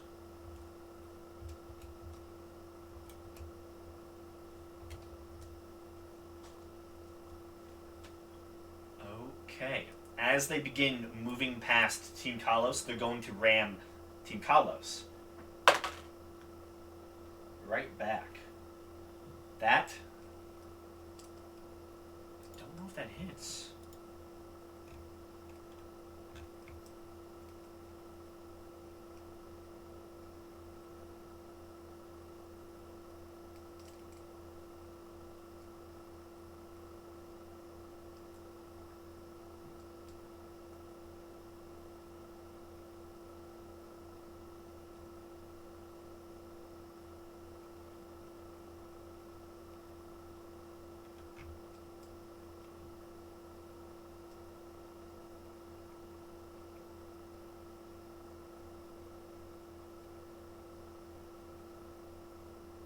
Does hit, okay. Kalos takes their first bit of damage.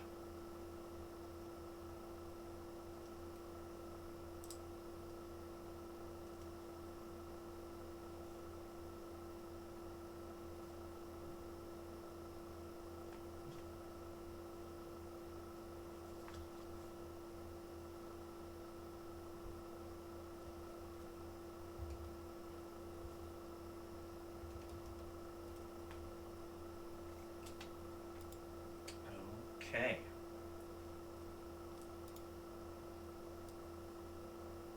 But then he passes him. To get there. Just next to the balance. Which they go.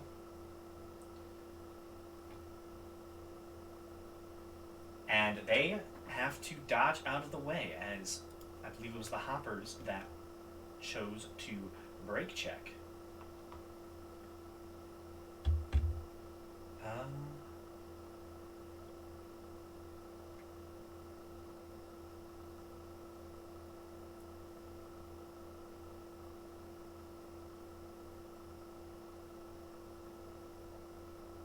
Okay, they need to dodge.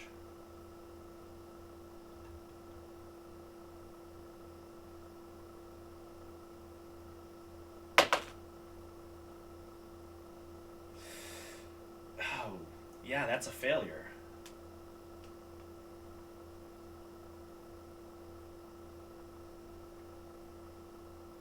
Okay, so they lose 10 speed. Oh, yeah, they do roll with disadvantages, but yeah. Okay, let's roll for mount injuries.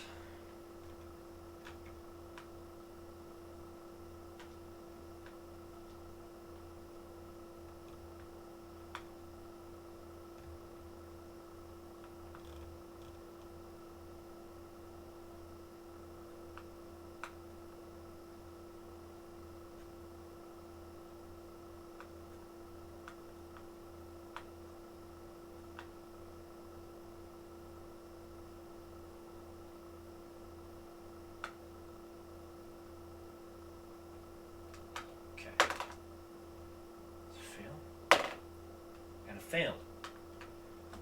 You see, as the hoppers brake check the balance, you see the two bullets immediately just sling him into the back of the chariot, partially like dazing them, and they are incredibly slowed over the course of the next little bit, and the balance is severely slowed at this point.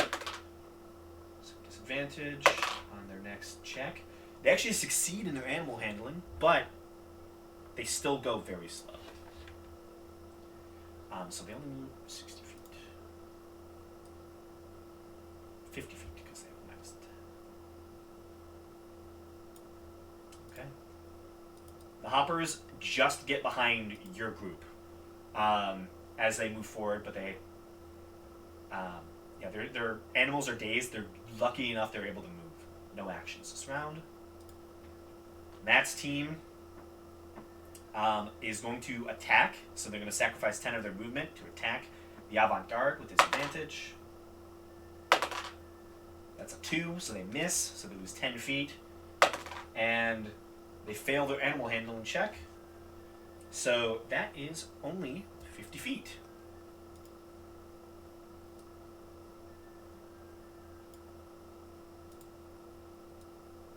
They still pull ahead, but not by enough. The hoppers are not going to use any attacks in the immediate moment. That is a success for them. So they move. They have minus 10 because they used their action last time. So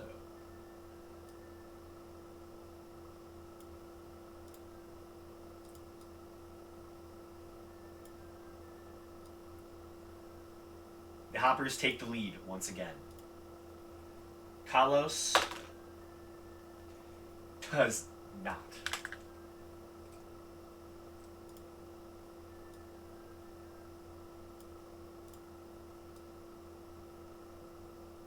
Yeah, they get just behind the technocrats, and they're just going to try and intimidate them again, as they're just sitting behind. Which works. Okay, technocrats have disadvantage. Belric, Faradir. The avant-garde's turn again.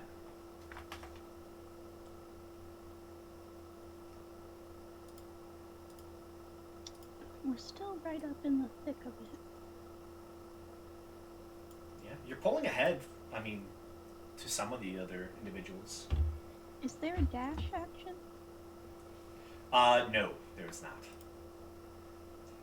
So, You can either ram, intimidate, or break check. You can also choose to dodge.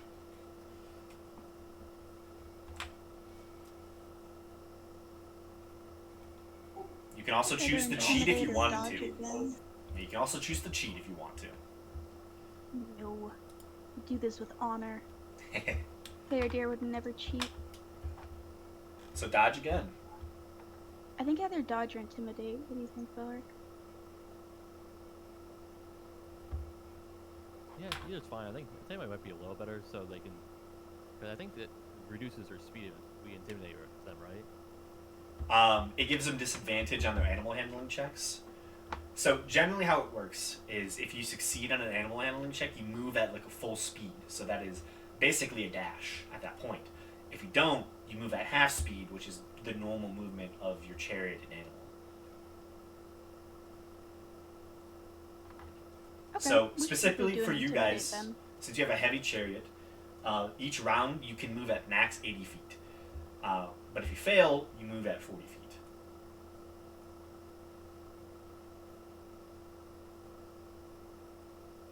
Let's do an intimidate. Who are you intimidating? Who's this? Who's who? The green one? That's Matt's team. Maybe we should do them since they're like right in front of us. Yeah, go for it. Oh, baby! I'm just gonna roll for fun. Solid natural 20. Yeah, they're you turn your attention towards Matt's group as you see the Triton wielding individual who has just now destroyed Daniel's quest and knocked them out of the arena as they're just now crawling and rolling on the ground at this point. Looks towards you, and you just like your eyes flash this like icy color. Oh shit! And he kind of like backs up in like an instinct moment and just knocks into his current driver, and they're gonna have disadvantage on their next go. So animal handling check from you all.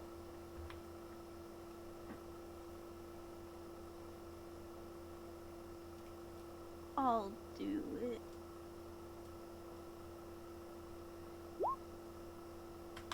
Oh, Oh my god. Okay, the karma. a nat 20 is very, very good.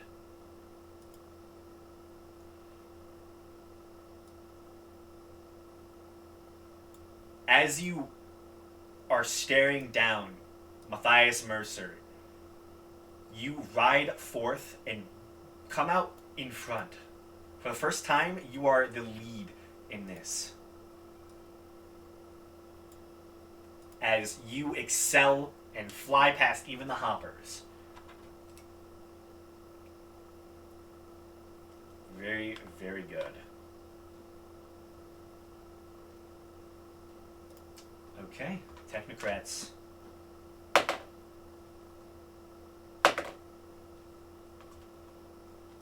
That is a success.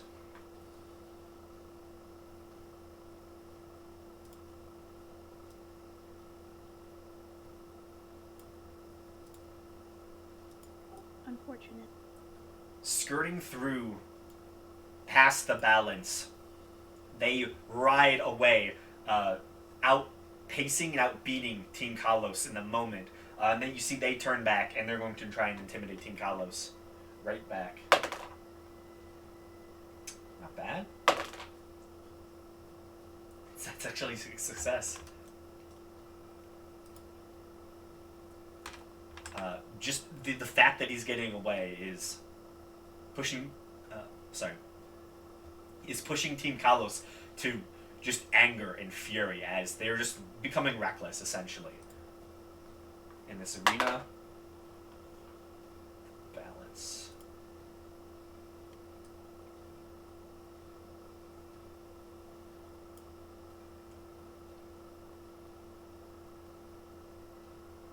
Balance have a full go.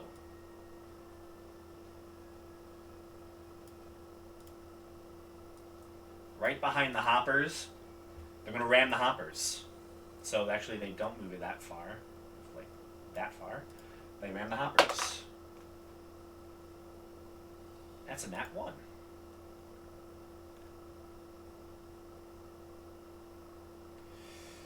Okay. Can one of you roll a d4 for me, please?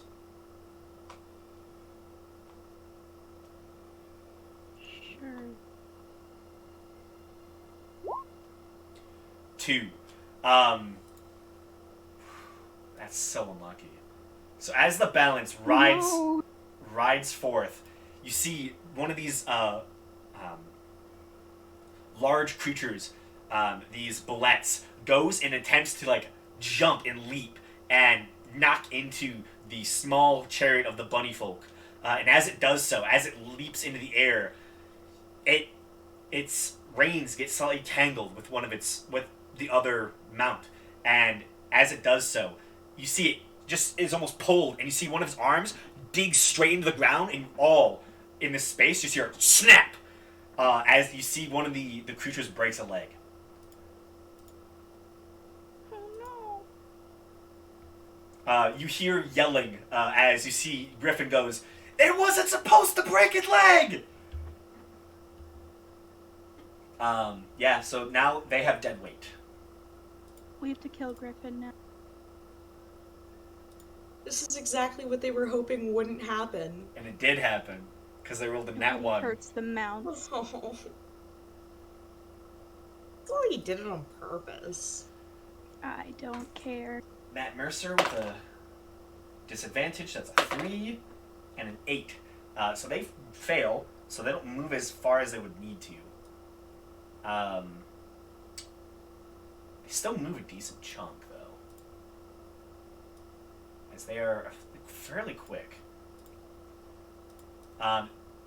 They do get just up behind you. Actually, no, a little bit further, as they lose 10 feet, and they're going to strike you. trying to take you guys down. The AC of your chariot is, what's your chariot's AC?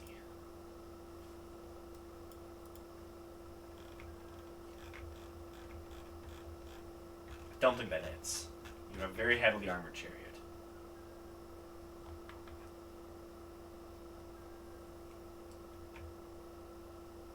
Yeah. Yeah. It misses you guys. Yep, they tried. They tried. Okay, back towards the hoppers.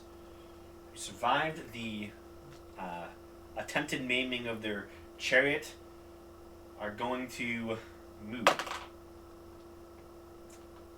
That is failure. Just a failure. Yeah.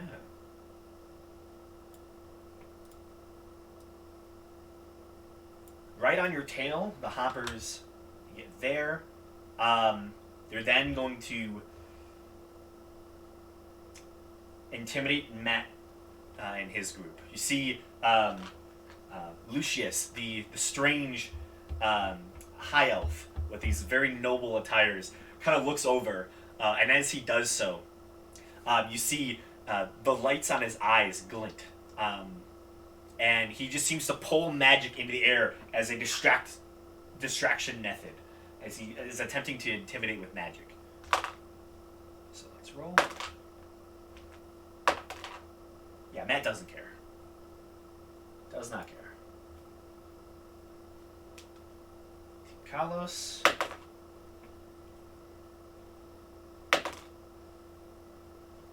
It's a failure.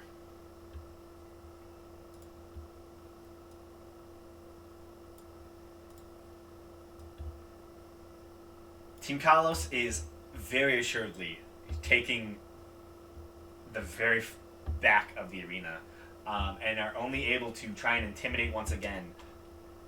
Technocrats. Yeah, nothing. Belric, Faradir. Two teams of warhorses are on your tail. What are you doing?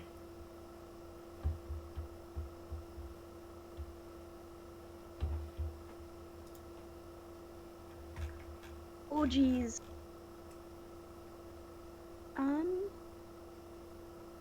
Maybe try to intimidate hoppers? Yeah, that sounds good.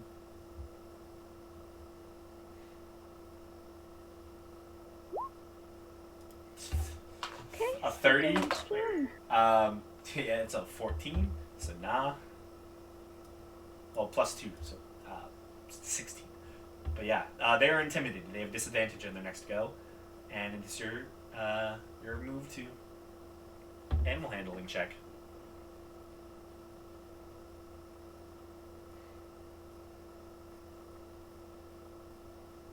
Yeah, I guess I'll do it this time. Okay. Yeah. 20. Another success.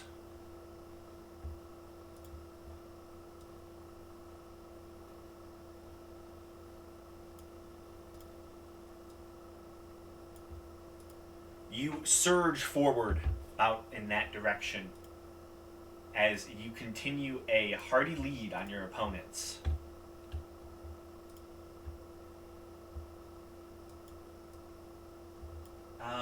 He's just going to ignore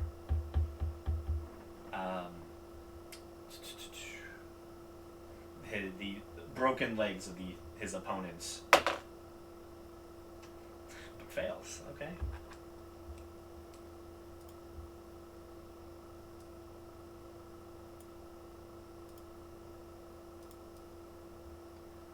You see Brennan looks back, ha ha, as he yells out towards the balance, trying to intimidate them.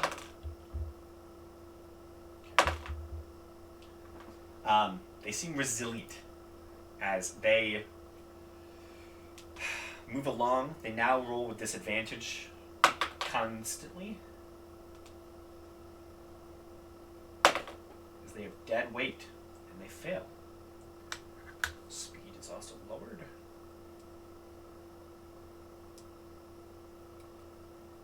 Okay.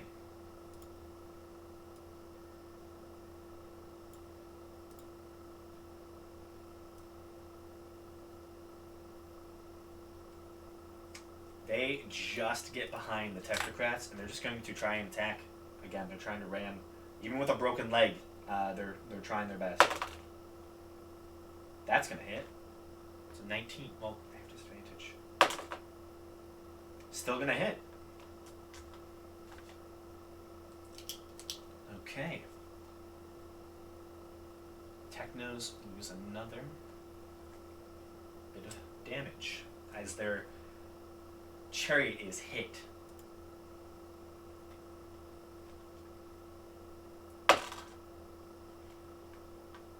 It's a failure for Matt.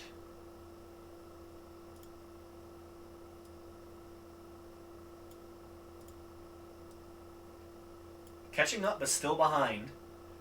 Yeah,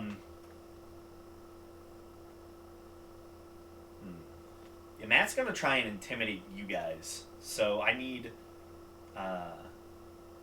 make a wisdom saving throw, one of you. Whoever's driving at the moment. So probably Belric.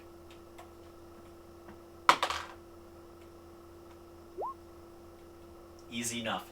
You see the trident wielding gorgeous haired individual tries and intimidates you, holding their trident up in the air, yelling at you, but you pay no mind.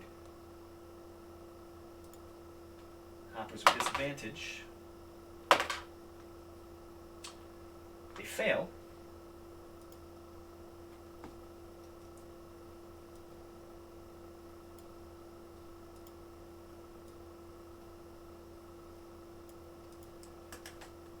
They're gonna ram Matt. Hits.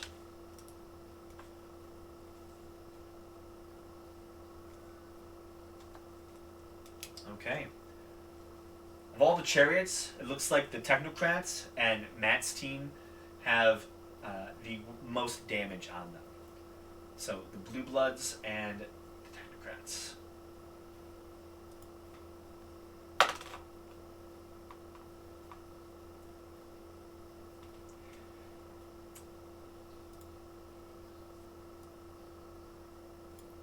It's another failure.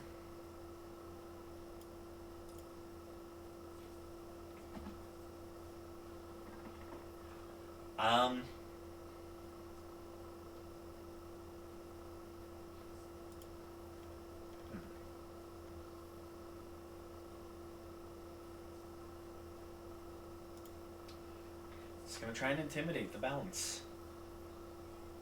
Or someone, so they can get ahead.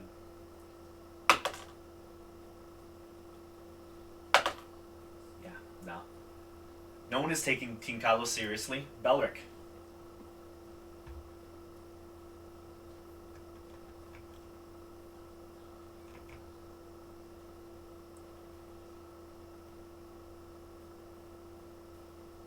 I think we should probably intimidate like the hoppers again. Okay.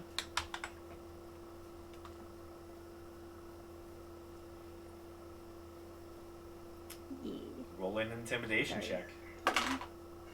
Flipping between tabs. Yeah, your ability to intimidate is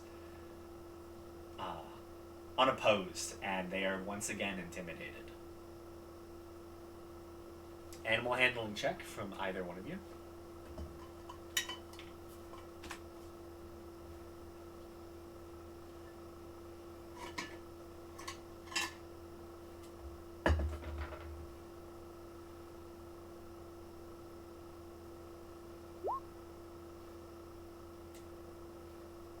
That is a failure. First one in a while. Okay.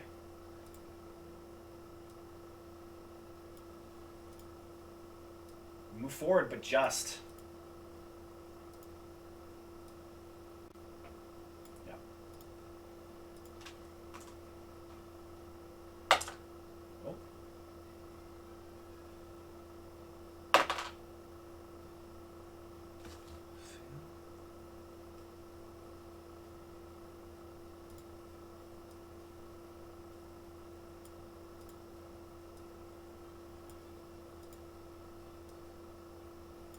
far. They're going to intimidate Matt. Which does nothing. Okay, balance. They actually succeed, but they're still slowed. Because they have dead weight.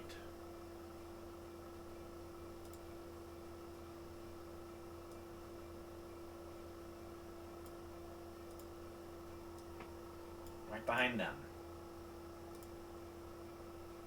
The Blue Bloods fail again.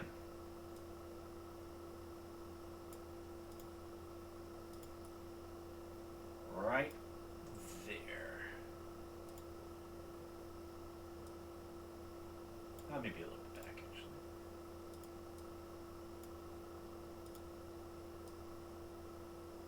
Too far.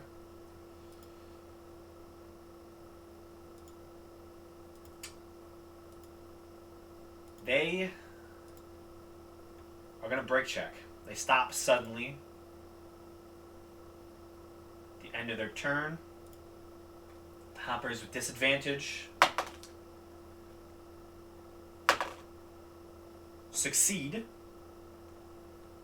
But they have to dodge out of the way. Which they actually fail. So they do lose 10 speed.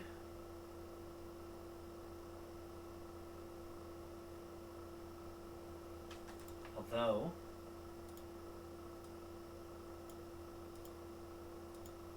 they have advantage on it, actually. Still fail.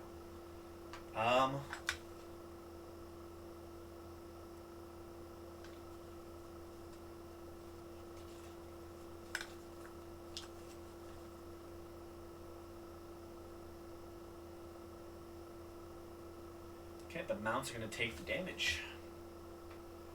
Let's see if the 4 horses can survive.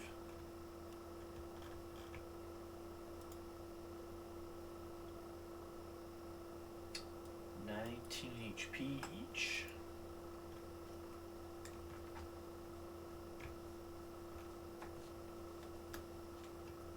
Oh, it's not that much damage.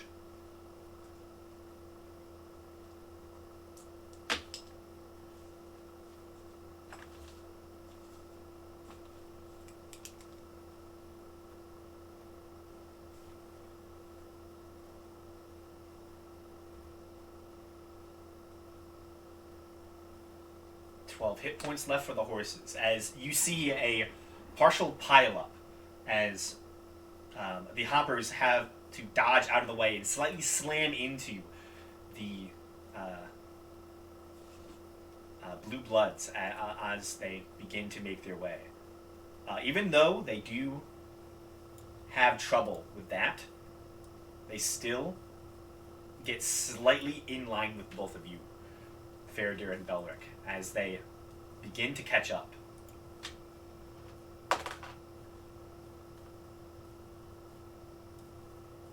Yep, fails. Belric and Faradir. The hoppers have caught up. What are you doing? I guess just another intimidate check. Yeah. I want to be able to get ahead of these guys. Hey. Okay. Yeah, they're intimidated. Very much so. Animal handling check.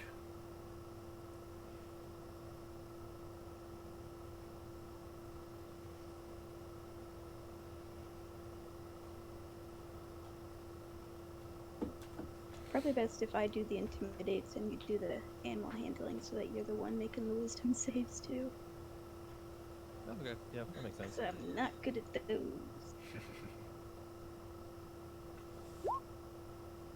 9 is a failure. Move half speed.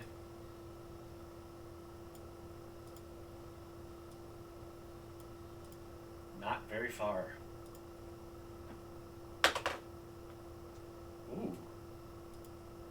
Okay.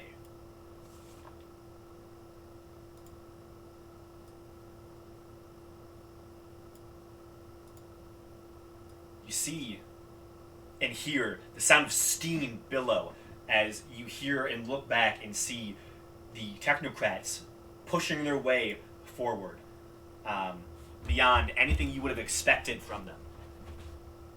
As they surge forward with these mechanical horses steaming out, they do stop slightly short.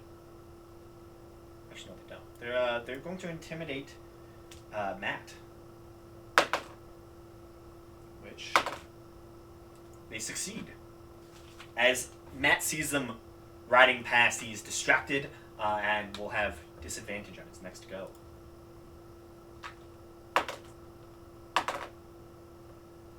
Very much a failure for the balance.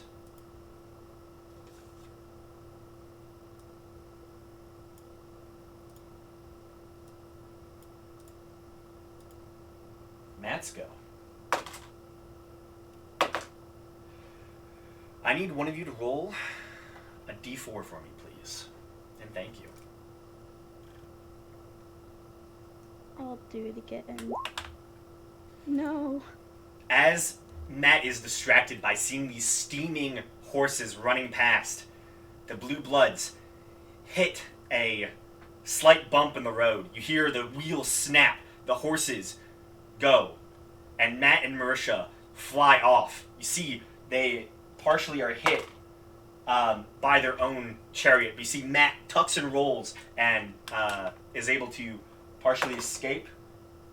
And Marisha does get hit with a majority of the chariot, but both of them now prone and sliding across the coarse dirt of the racetrack are out of the race. As their chariot The is horse is okay. not entirely. Oh. They take some damage. But Matt is out. With that, the hoppers go.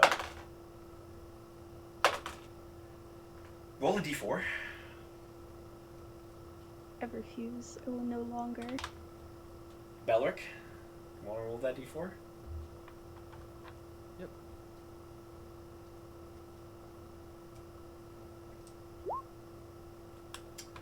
Two. The hoppers, few of their horses seem to break legs as they hit a decent-sized pothole, and they're now dead weight. The hoppers are slowed.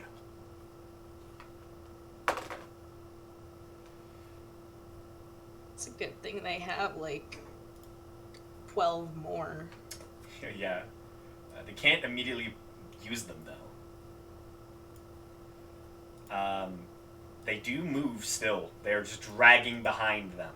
It's just some dead weight horses. And actually, it looks like in the next round they might try. Actually, they're going to use their action and they're just going to cut some of the horses free. As they move along, they cut two of the horses. They still lose speed for this round, but they are able to recover. So they didn't go as fast as and catch up as much as they would have hoped. They do, though. Team Kalos catches up to the balance and rams them.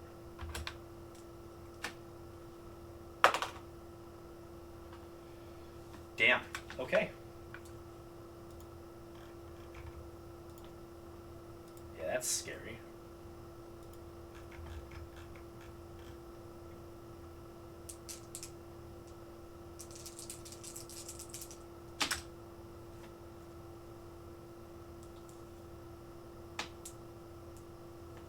It's 14 damage.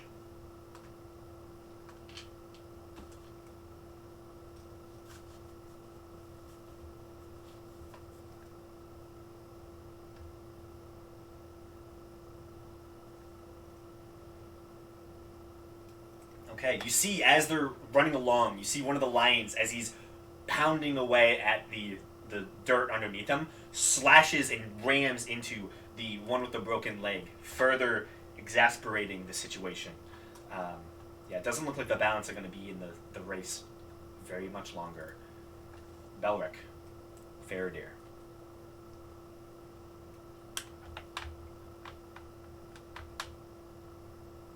Let's go again.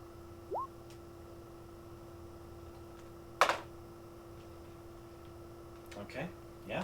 Intimidated. Roll that animal handling. A 10. That's a failure.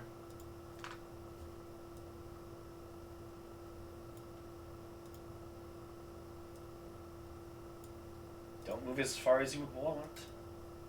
Right there.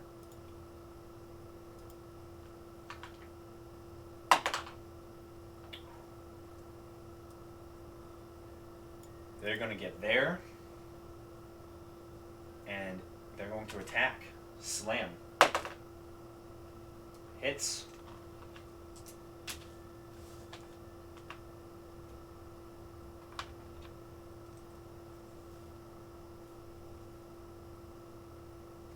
It looks like the Hopper's chariot is now bloodied. It is bruised and broken, and it's seen some damage at this point. And they fly.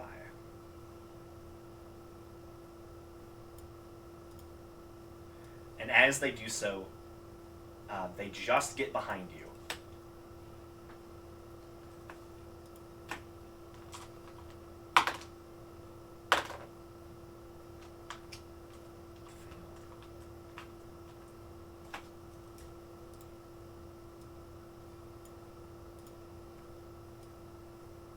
Less.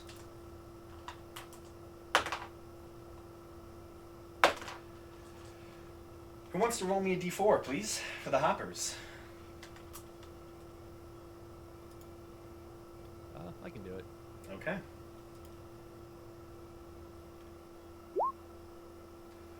Four.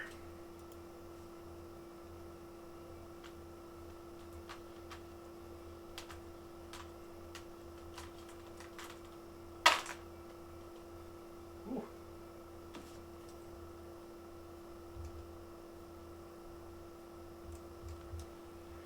Their chariot is even more beat up as they hit a massive pothole. It partially hurts some of the wheels.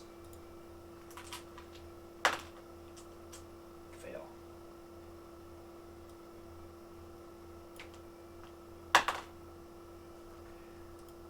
You see the lions in the far back, and you hear it as you see one of the lions again slams into the Balance's last mount. And with that, you see they are able to knock fully the mounts to the ground. No longer are they going to be in the race as Team Kalos eliminates the Balance.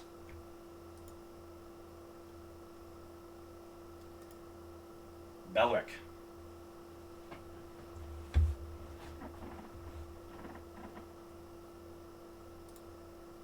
4 teams left.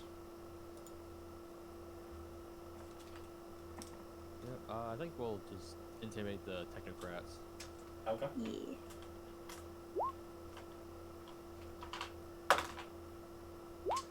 Yeah, that's disadvantage for them, and you guys succeed.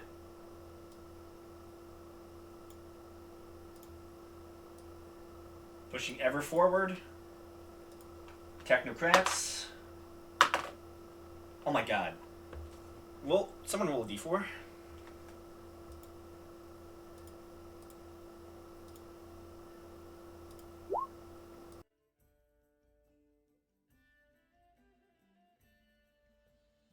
What does that mean?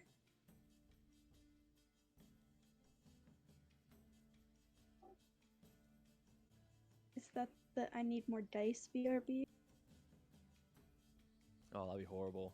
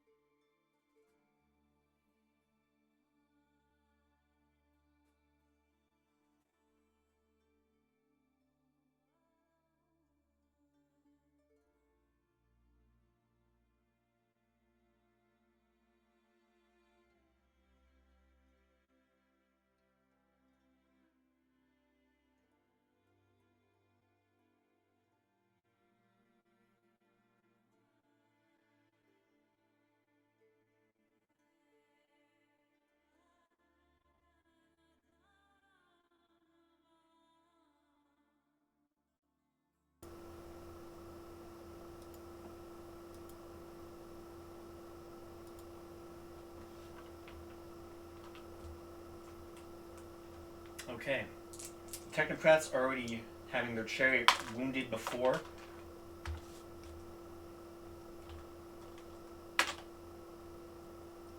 Okay. Their chariot is looking real bad at this point. As they too hit a bump in the road. They also move not as much as they would hope.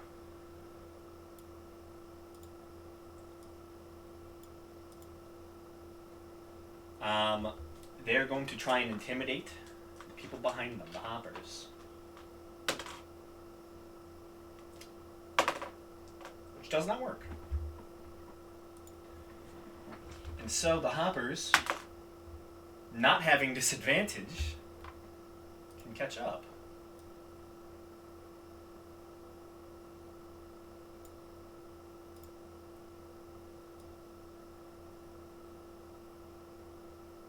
The hoppers now take the place of where the technocrats were the previous round.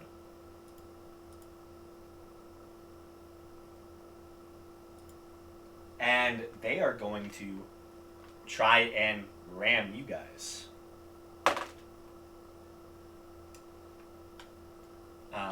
That is a nat 20.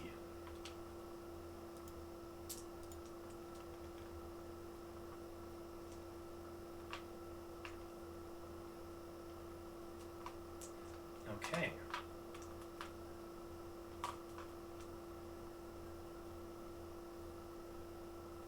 So, you all are hit.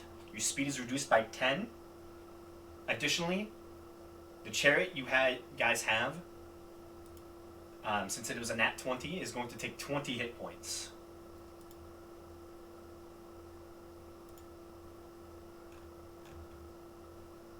So, your chariot now only has 40 hit points left.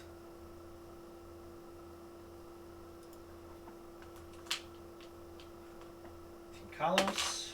That's not ideal.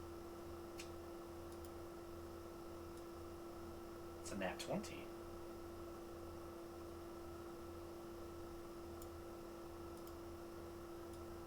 They surge forward, still in the far away, but they're gonna try and intimidate the technocrats. That's all they can do. Does not work. Faraday and Belric. Intimidate hoppers, I guess. Okay. Intimidation check. Yeah. That's a failure for them and a success for your animal handling. So they have disadvantage now. And you all, again, move a decent distance forward.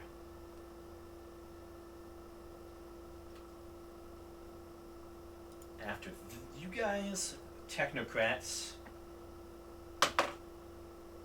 fail. And as they pass by the hoppers, they're going to try to ram them.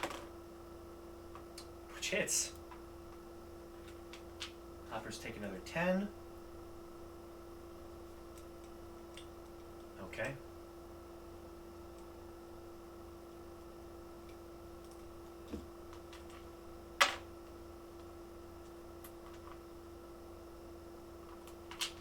Okay. Hoppers are still up, but not looking the best. As they failed, so they can only move a little bit past. Not that much, like there. Then the hoppers with disadvantage. They fail. Are going to move forward as far as they can. And they're going to stop.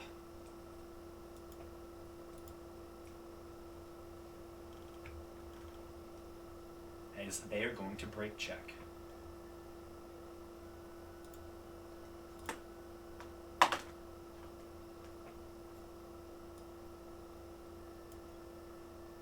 Belric and actually he's gonna intimidate. Nah, he doesn't intimidate. Belric and Faraday again. Still in the lead, you see the hoppers stop behind you as they are seemingly trying to stop the technocrats. On the hoppers? Yeah. Yeah, success. And another success. So that's Finally, my intimidation is coming into play. That level 6 feat is working out. 60. Let's see, about there. You curl around the grassy path before you as you intimidate and fly away. As you quickly make your way, the technocrats attempt to dodge. First, they have to see if they move. Which they do succeed, but now they have to see if they can dodge.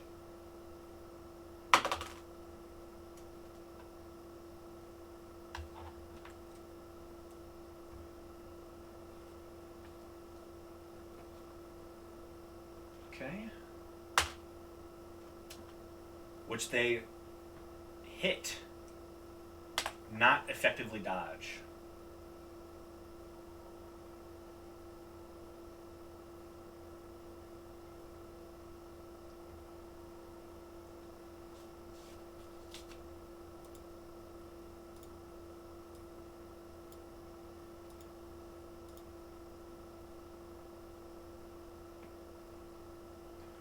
Okay, it's a smaller chariot. Okay.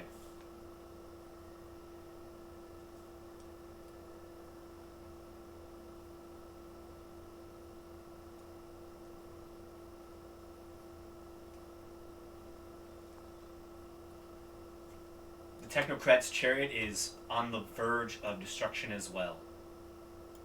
They are able to move decently well, even going around the hoppers, but not the best. For them, hoppers go, disadvantage.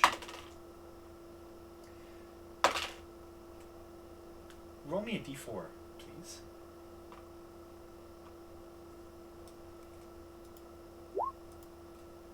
Another 4. Okay. As the hoppers kick back off after stopping in their dead tracks, the horses, as they're moving along, hit a spot where the technocrats had to swerve and partially slammed into the hopper's chariot. And as their wheel hits, it hits this large bump, and you see the wheel shatter. They do not fly out of their chariot as they were just getting going, but it is enough to stop them dead in their tracks. Their chariot no longer able to compete as the hoppers are kicked out of the race. Team Kalos is trying their best. Belric and Faradir again. Alright, intimidate the technocrats. Okay. I like how all you've done is intimidate. Hell yeah, we're playing defensive. Hell yeah. Okay, you do fail the movement, but they are intimidated. They roll with disadvantage. It's a nat 20 and a 16, so they actually succeed. At least it wasn't a nat 20. And pretty much get to where you were.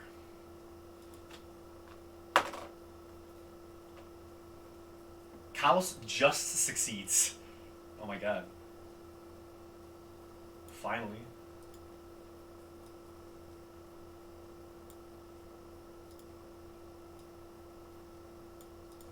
Okay. Belric. Faradir, once again. Intimidation. Yeah. Yeah. I mean, this is the only thing you can do at this point. Like, I don't think... The rolls are getting lower, guys. Ooh. They are not intimidated. They're just getting tired. Yeah, at this point, they can see, they can see the finish line. They know they have the speed, and you're all that's left in the way, so they are not intimidated. Animal handling is a success.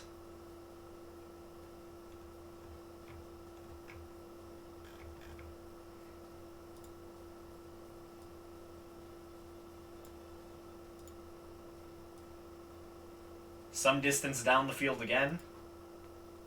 Technocrats. Normal roll. That is a success.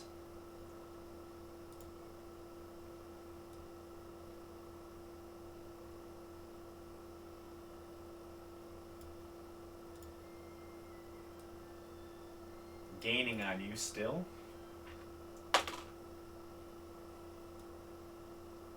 He actually succeeds again. Wow. I'm just gonna put him there. Oh no, I can't put him there. He's like more here. He's gonna try and intimidate the fucking technocrats. Fails. Yeah. Belloc and Faradir.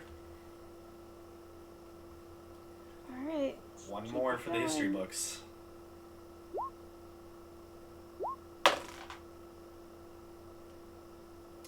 That is a failure and a failure. So it's that, and then they have disadvantage because they failed. Technocrats. 19 and 10.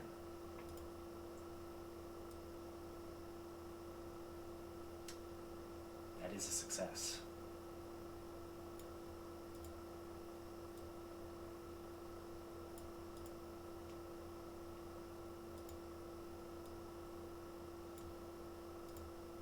They're gonna try and intimidate you, so make a wisdom save, Belric. Easy enough.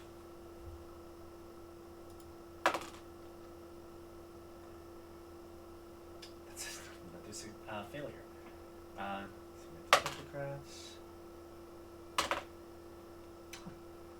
Team Kalos, as they run around the corner, somehow intimidates the Technocrats. Balric.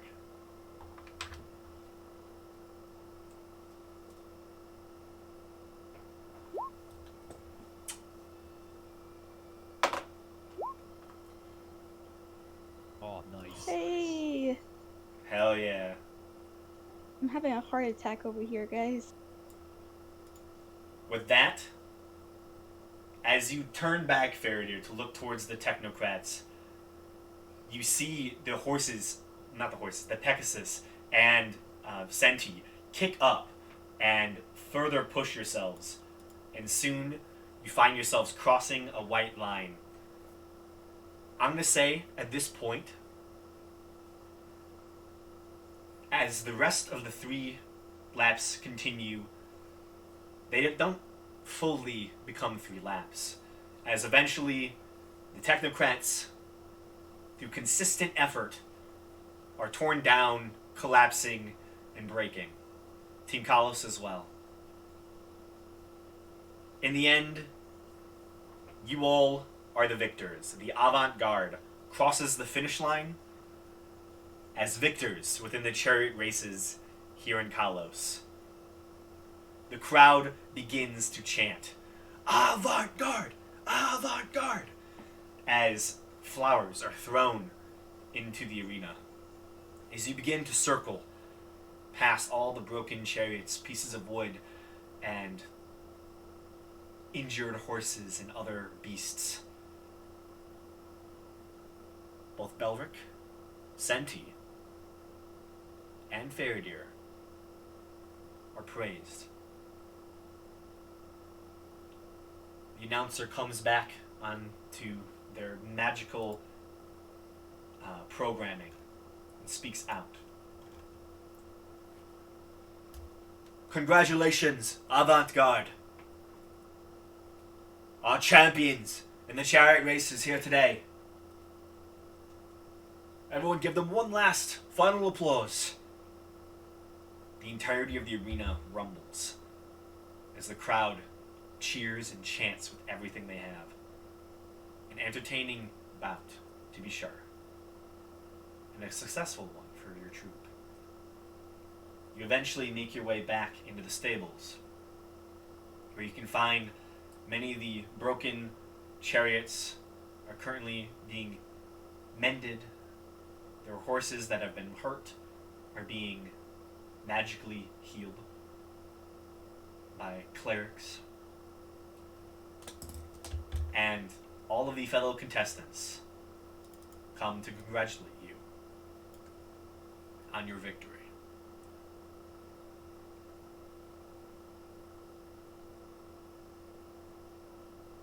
Failures like trying to not show how happy she is because she didn't know that being like praised felt this good.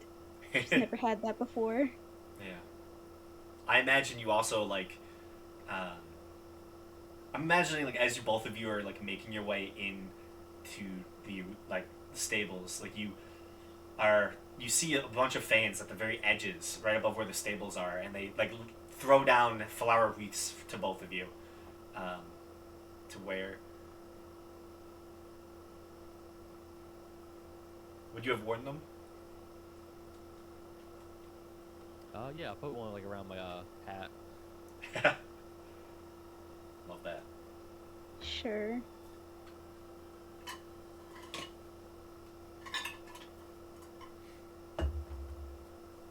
Yeah. So the praise that both of you get, you both revel in it, enjoy it. And with the arena fight over, the race is over, you are thanked for such a great race, specifically by the small female rabbit individual, Martha, and Brennan, as well as Matthias Mercer, as the three of them being the ones who generally raced you the most, are grateful. They praise your ability to scare them. And you see that strange high elf individual, Lucius, who worked with Martha, walks over to you, Faradir. My goodness, you are so scary. Oh my goodness.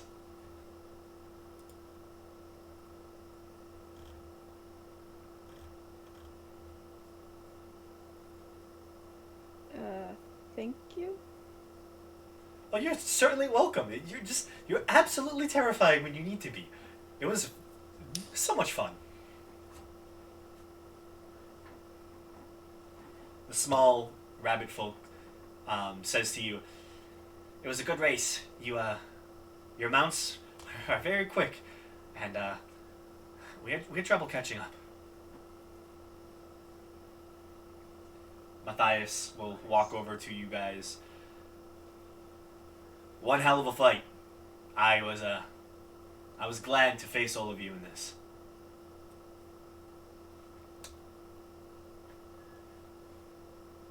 You were a worthy opponent.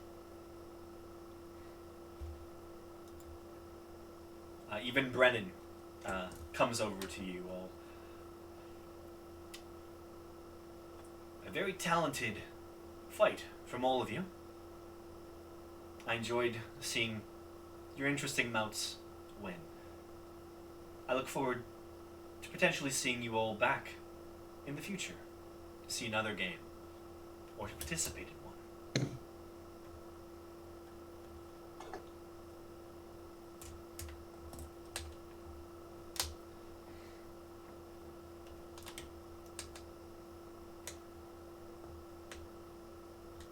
The only people who don't come and, well, the only person who doesn't come and congratulate you is actually Chris Perkins, the Goliath who just failed very miserably during the entirety of the encounter. While they lasted for a majority of it, the fact that they were so far behind for a lot of it saddened them.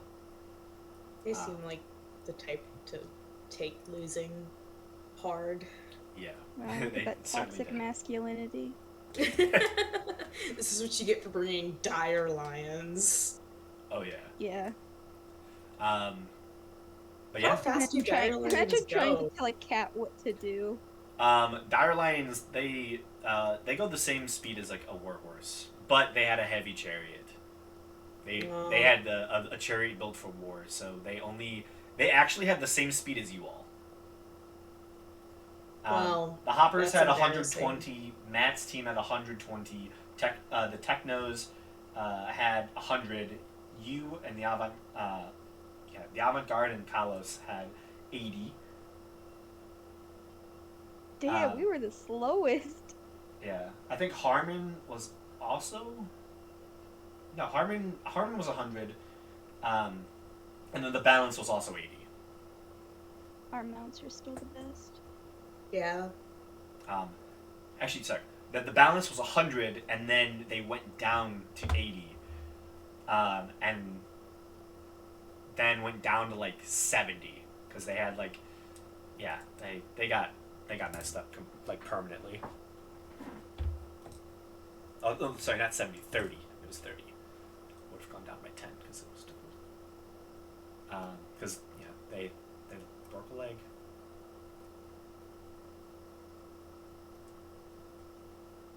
But yeah, eventually, as you all are being congratulated, Gawel, Hillborn comes back out towards you guys. Congratulations on your victory here in the Bloodford. The crowd loved it. So much so that, well, as our victors here within the Bloodford Coliseum, I, Gawel Hillborn, Counselor of Kalos, grant the Avant-Garde the victory. You see one of the attendants with her takes this fanciful basket and hands it off towards you all.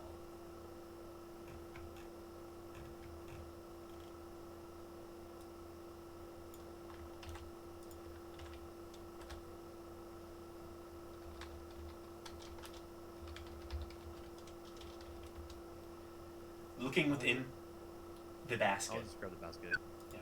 grabbing the basket, you can easily see what seem to be dual crowns that seem to be ornamental trophies of your victory here today in the Colosseum. Additionally, a sizable sum of wealth has been donated to all of you as the victors. Oh yeah, we got paid for this, right? Yeah. Dope. How much did we get? Looking throughout the amount, it seems it was slightly more than you were originally told that you would be making, as it seems high up individuals within the city probably donated a little bit more towards the fund. All in all, you find 3,000 gold pieces. Damn.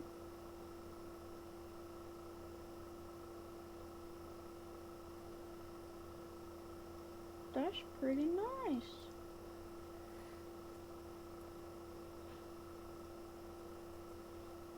The you see,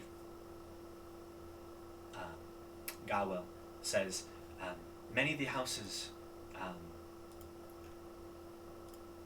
would like to meet with you if you're comfortable with it. Many of them donated towards your victory.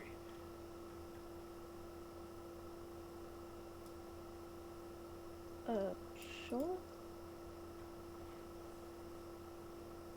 Wonderful.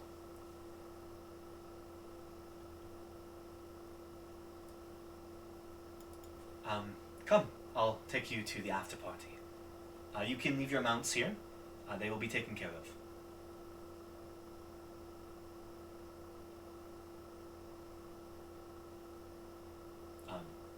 All of you are as well invited to the after party to enjoy the festivities of the event here today.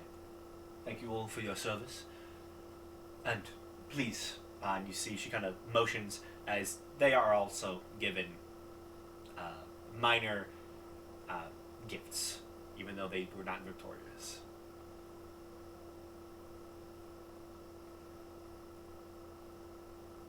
Following Gawel out of the arena, I'm assuming you all try and sneak Senti out of her mounted form.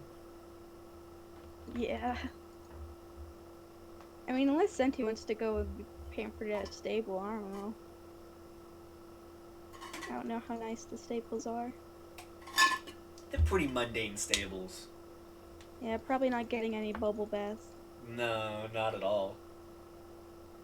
You can share a next door neighbor with a Pegasus, though. That's kind of cool.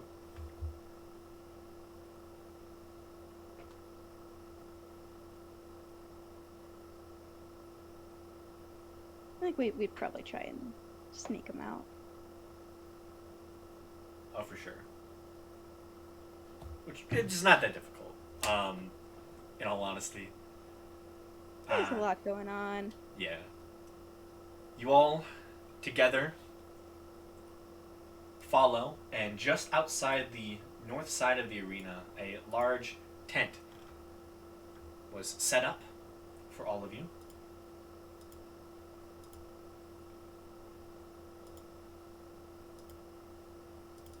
And you find yourselves in a large, essentially a party of some sorts.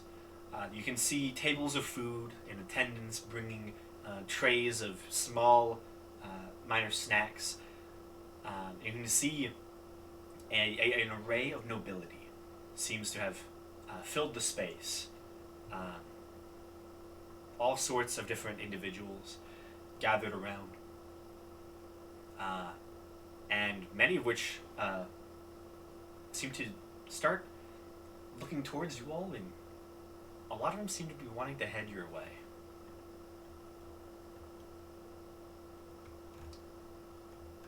A few of which you actually recognize.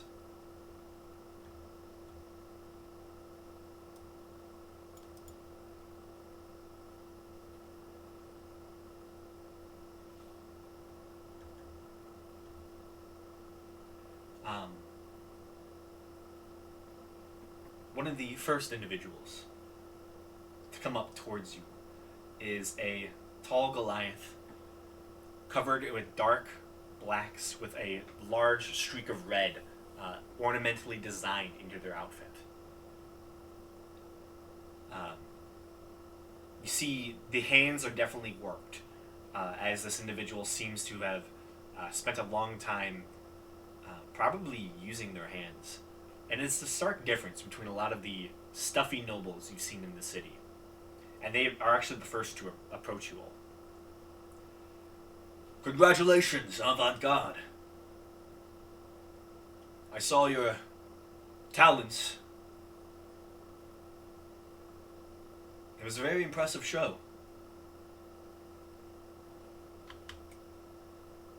Oh, well, thank you. Tell me,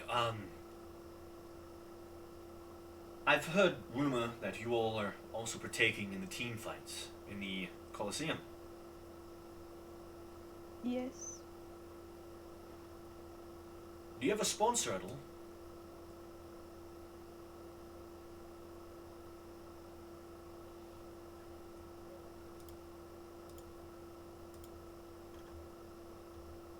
I don't think so. No, we don't have a. No, I don't think so. Didn't we technically have a sponsor for this race, though? You did, yeah. I vaguely remember when we went to this. Yeah, our chariot was sponsored for this race. Yep. We do not Yeah. have a sponsor for the fights, though. Yeah, we don't have one for fights. I forgot those people paid us to have their chariot at that place. Yeah.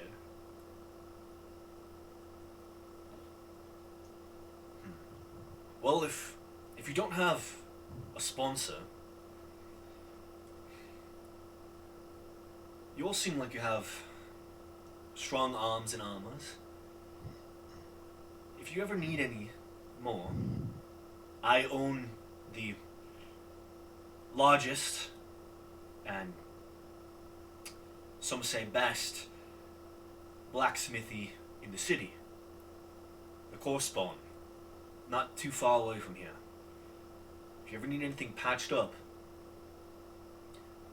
or are looking for a sponsorship at all, I would be interested.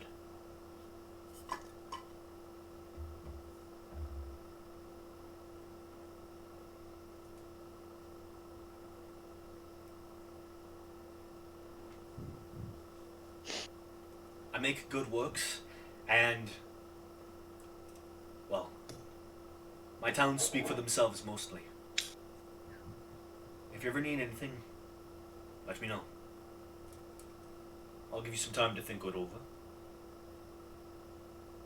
Congrats. Thank you.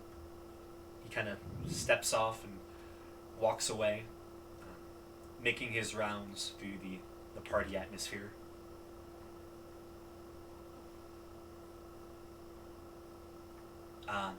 As you all are standing there, as you slowly filed into the room, attendants walk by. Excuse me, anything to drink for all of you?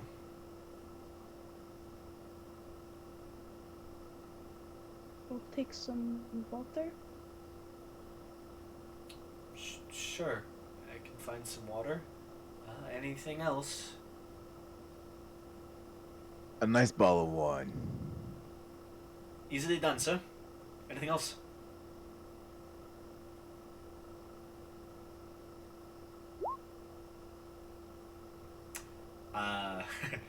Do you speak with Chad?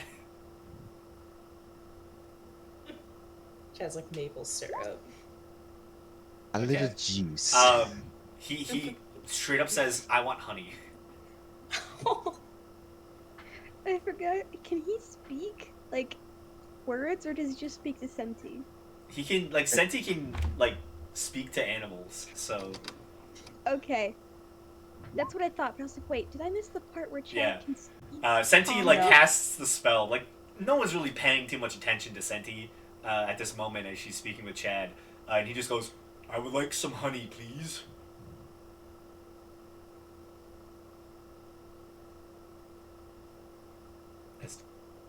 That is Chad's voice.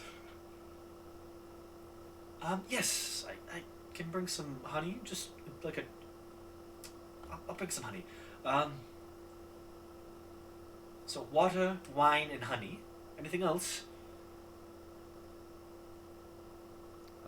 Your strongest whiskey. Can be done, sir.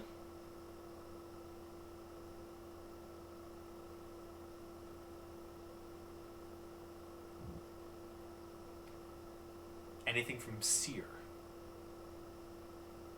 No, I'm not gonna get anything. Okay. I'll be right on that. He walks away, goes towards the bar, and quickly comes back with all of your sorted accoutrement. Even a full jar of honey for little old Chad,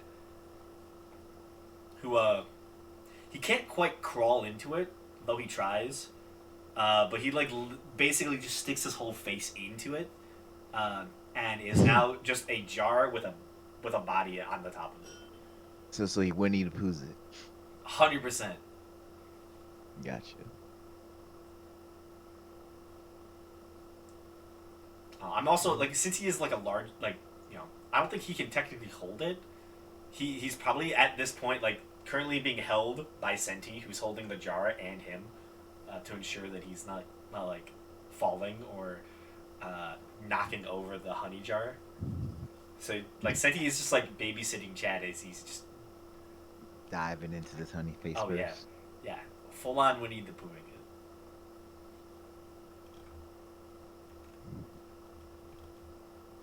Yeah, you're all brought a nice fine whiskey. Would you want that on the rocks, or? Yeah. Yeah.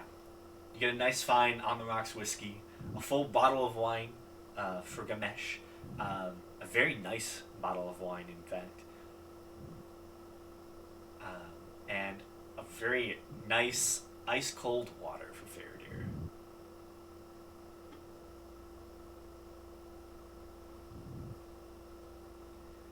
You see other individuals enter into the establishment.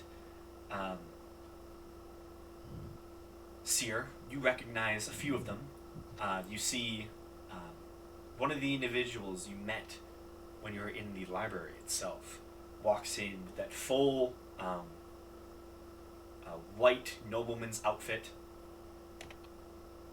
with that hint of like the very lightish blue. As you see one of the ice blades kind of walks in, looks around, kind of spots you out of the corner of their eye, and just looks at you full on. Gives you a nod as he walks in. You see he's accompanied by a few others. You see you see a female Goliath in similar clothes kind of walks in right behind him, slightly older, and kind of takes an air of more authority. This seems to be probably the head of the household of the Ice Blades at the moment.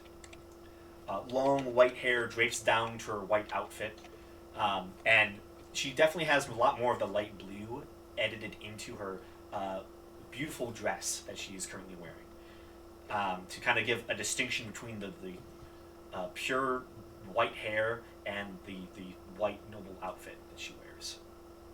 You also see, following right next to her, is a fairly young Goliath, maybe 13 or 14 years old, dressed in this very nice suit and tie that is all white, with like the tie itself being like a light blue color. He seems kind of nervous as she kind of puts her hand on the back of his head and begins to like bring him into the chamber. You also see the Cloud Crowns, Rwander, and Caper, twins, walk in.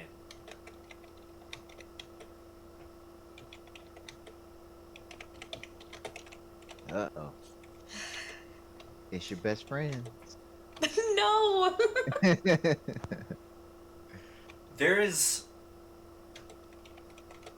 an air of authority as they walk in, and all eyes begin to turn towards them as they step in with smiles on, in sync, their pure white faces just slightly haunting, as they immediately take an air within the chamber. As they walk in, you know, they walk right by Osiris, an individual like that took you off guard as they were just like basically hiding. You can see their head is kind of down at one of the tables, and he kind of looks over at them as they begin walking past, and that's when you notice him, as he's just been very easily hiding within the crowds.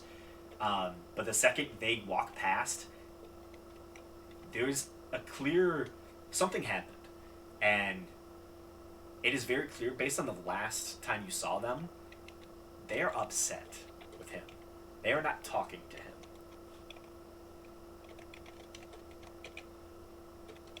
him. Oh.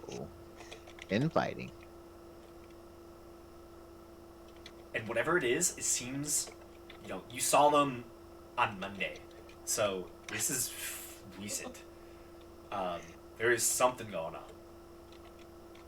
and his head is just kind of down as he's just like standing at a table with a few other individuals you see that you kind of recognize. One is the individual who gave you and spoke to you about joining the fight in the arena.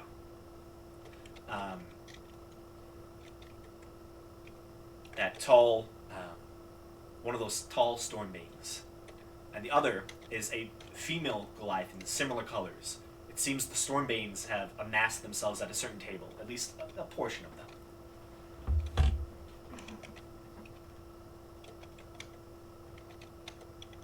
You see the Hillborn, Galel, walks in fairly quickly as well.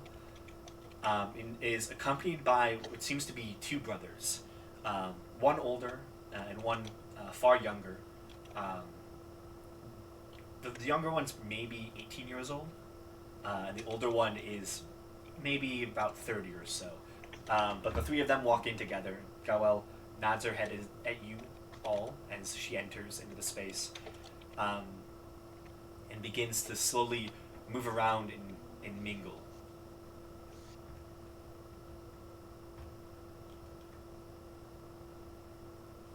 You can see a lot of the other contestants that you were with begin to spread and mix around as well.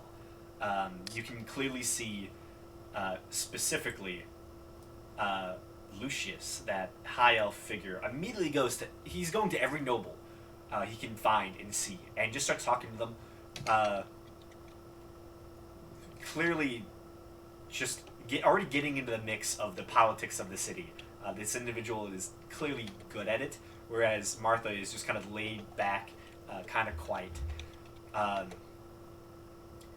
You can see the hefty bearded half-orc Daniel is at the bar. He has 2 bottles of wine, and he's pouring both of them into a single large goblet. You see Matthias and his wife are together, just walking around, chatting with individuals who seem to want to talk to them over the course of the race, but generally just keeping to themselves for the most part, if they can help it. Griffin and his 2 brothers have actually brought their one of their bullets, the one that did not break a leg, and are showing it off to what seem to be a group of guards and soldiers,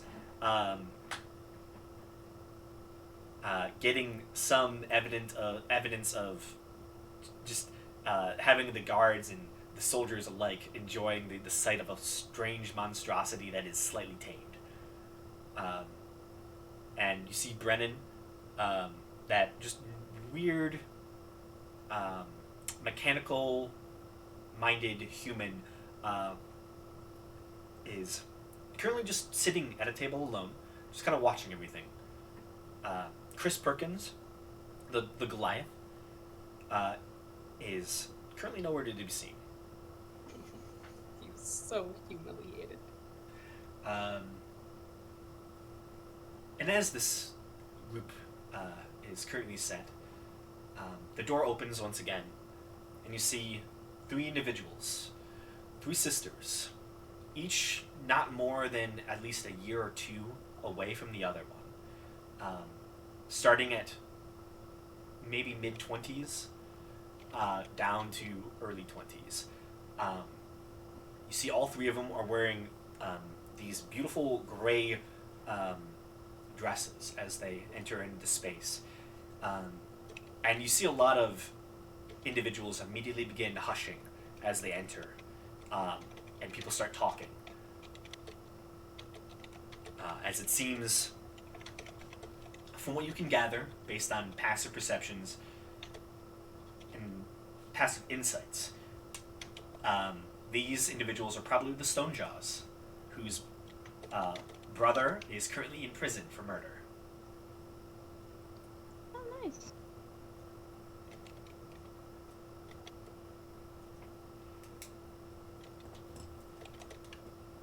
And Get behind a little bit of murder. yeah. And the last and final individual to walk in, as you see an array of tall, familiar guards, wreathed in full plate, gleaming swords, gleaming halberds, and gleaming shields walk into the chamber.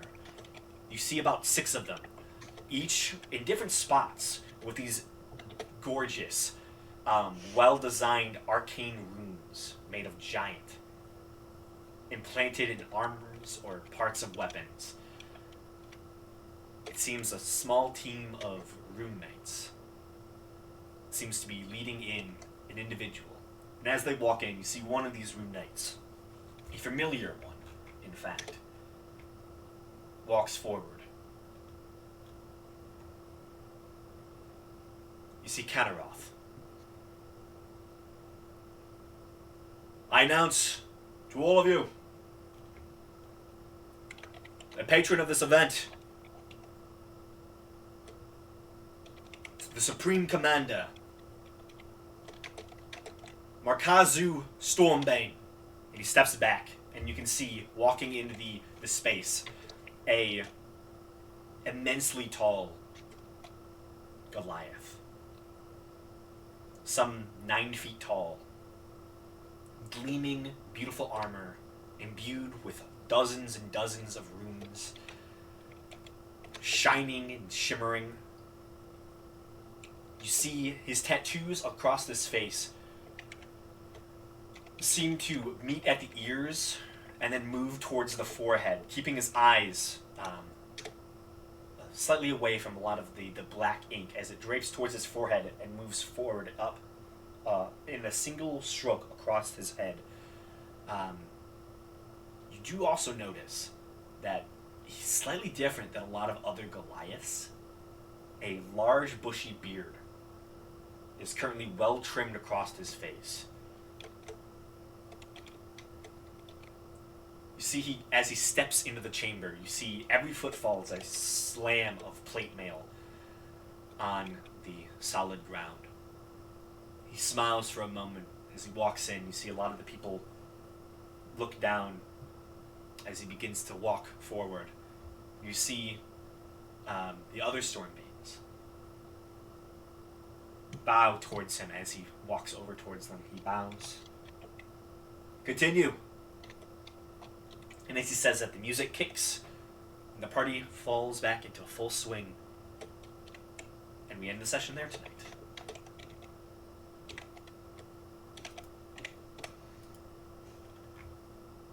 A very intense chariot race. I was concerned for a moment. Yeah,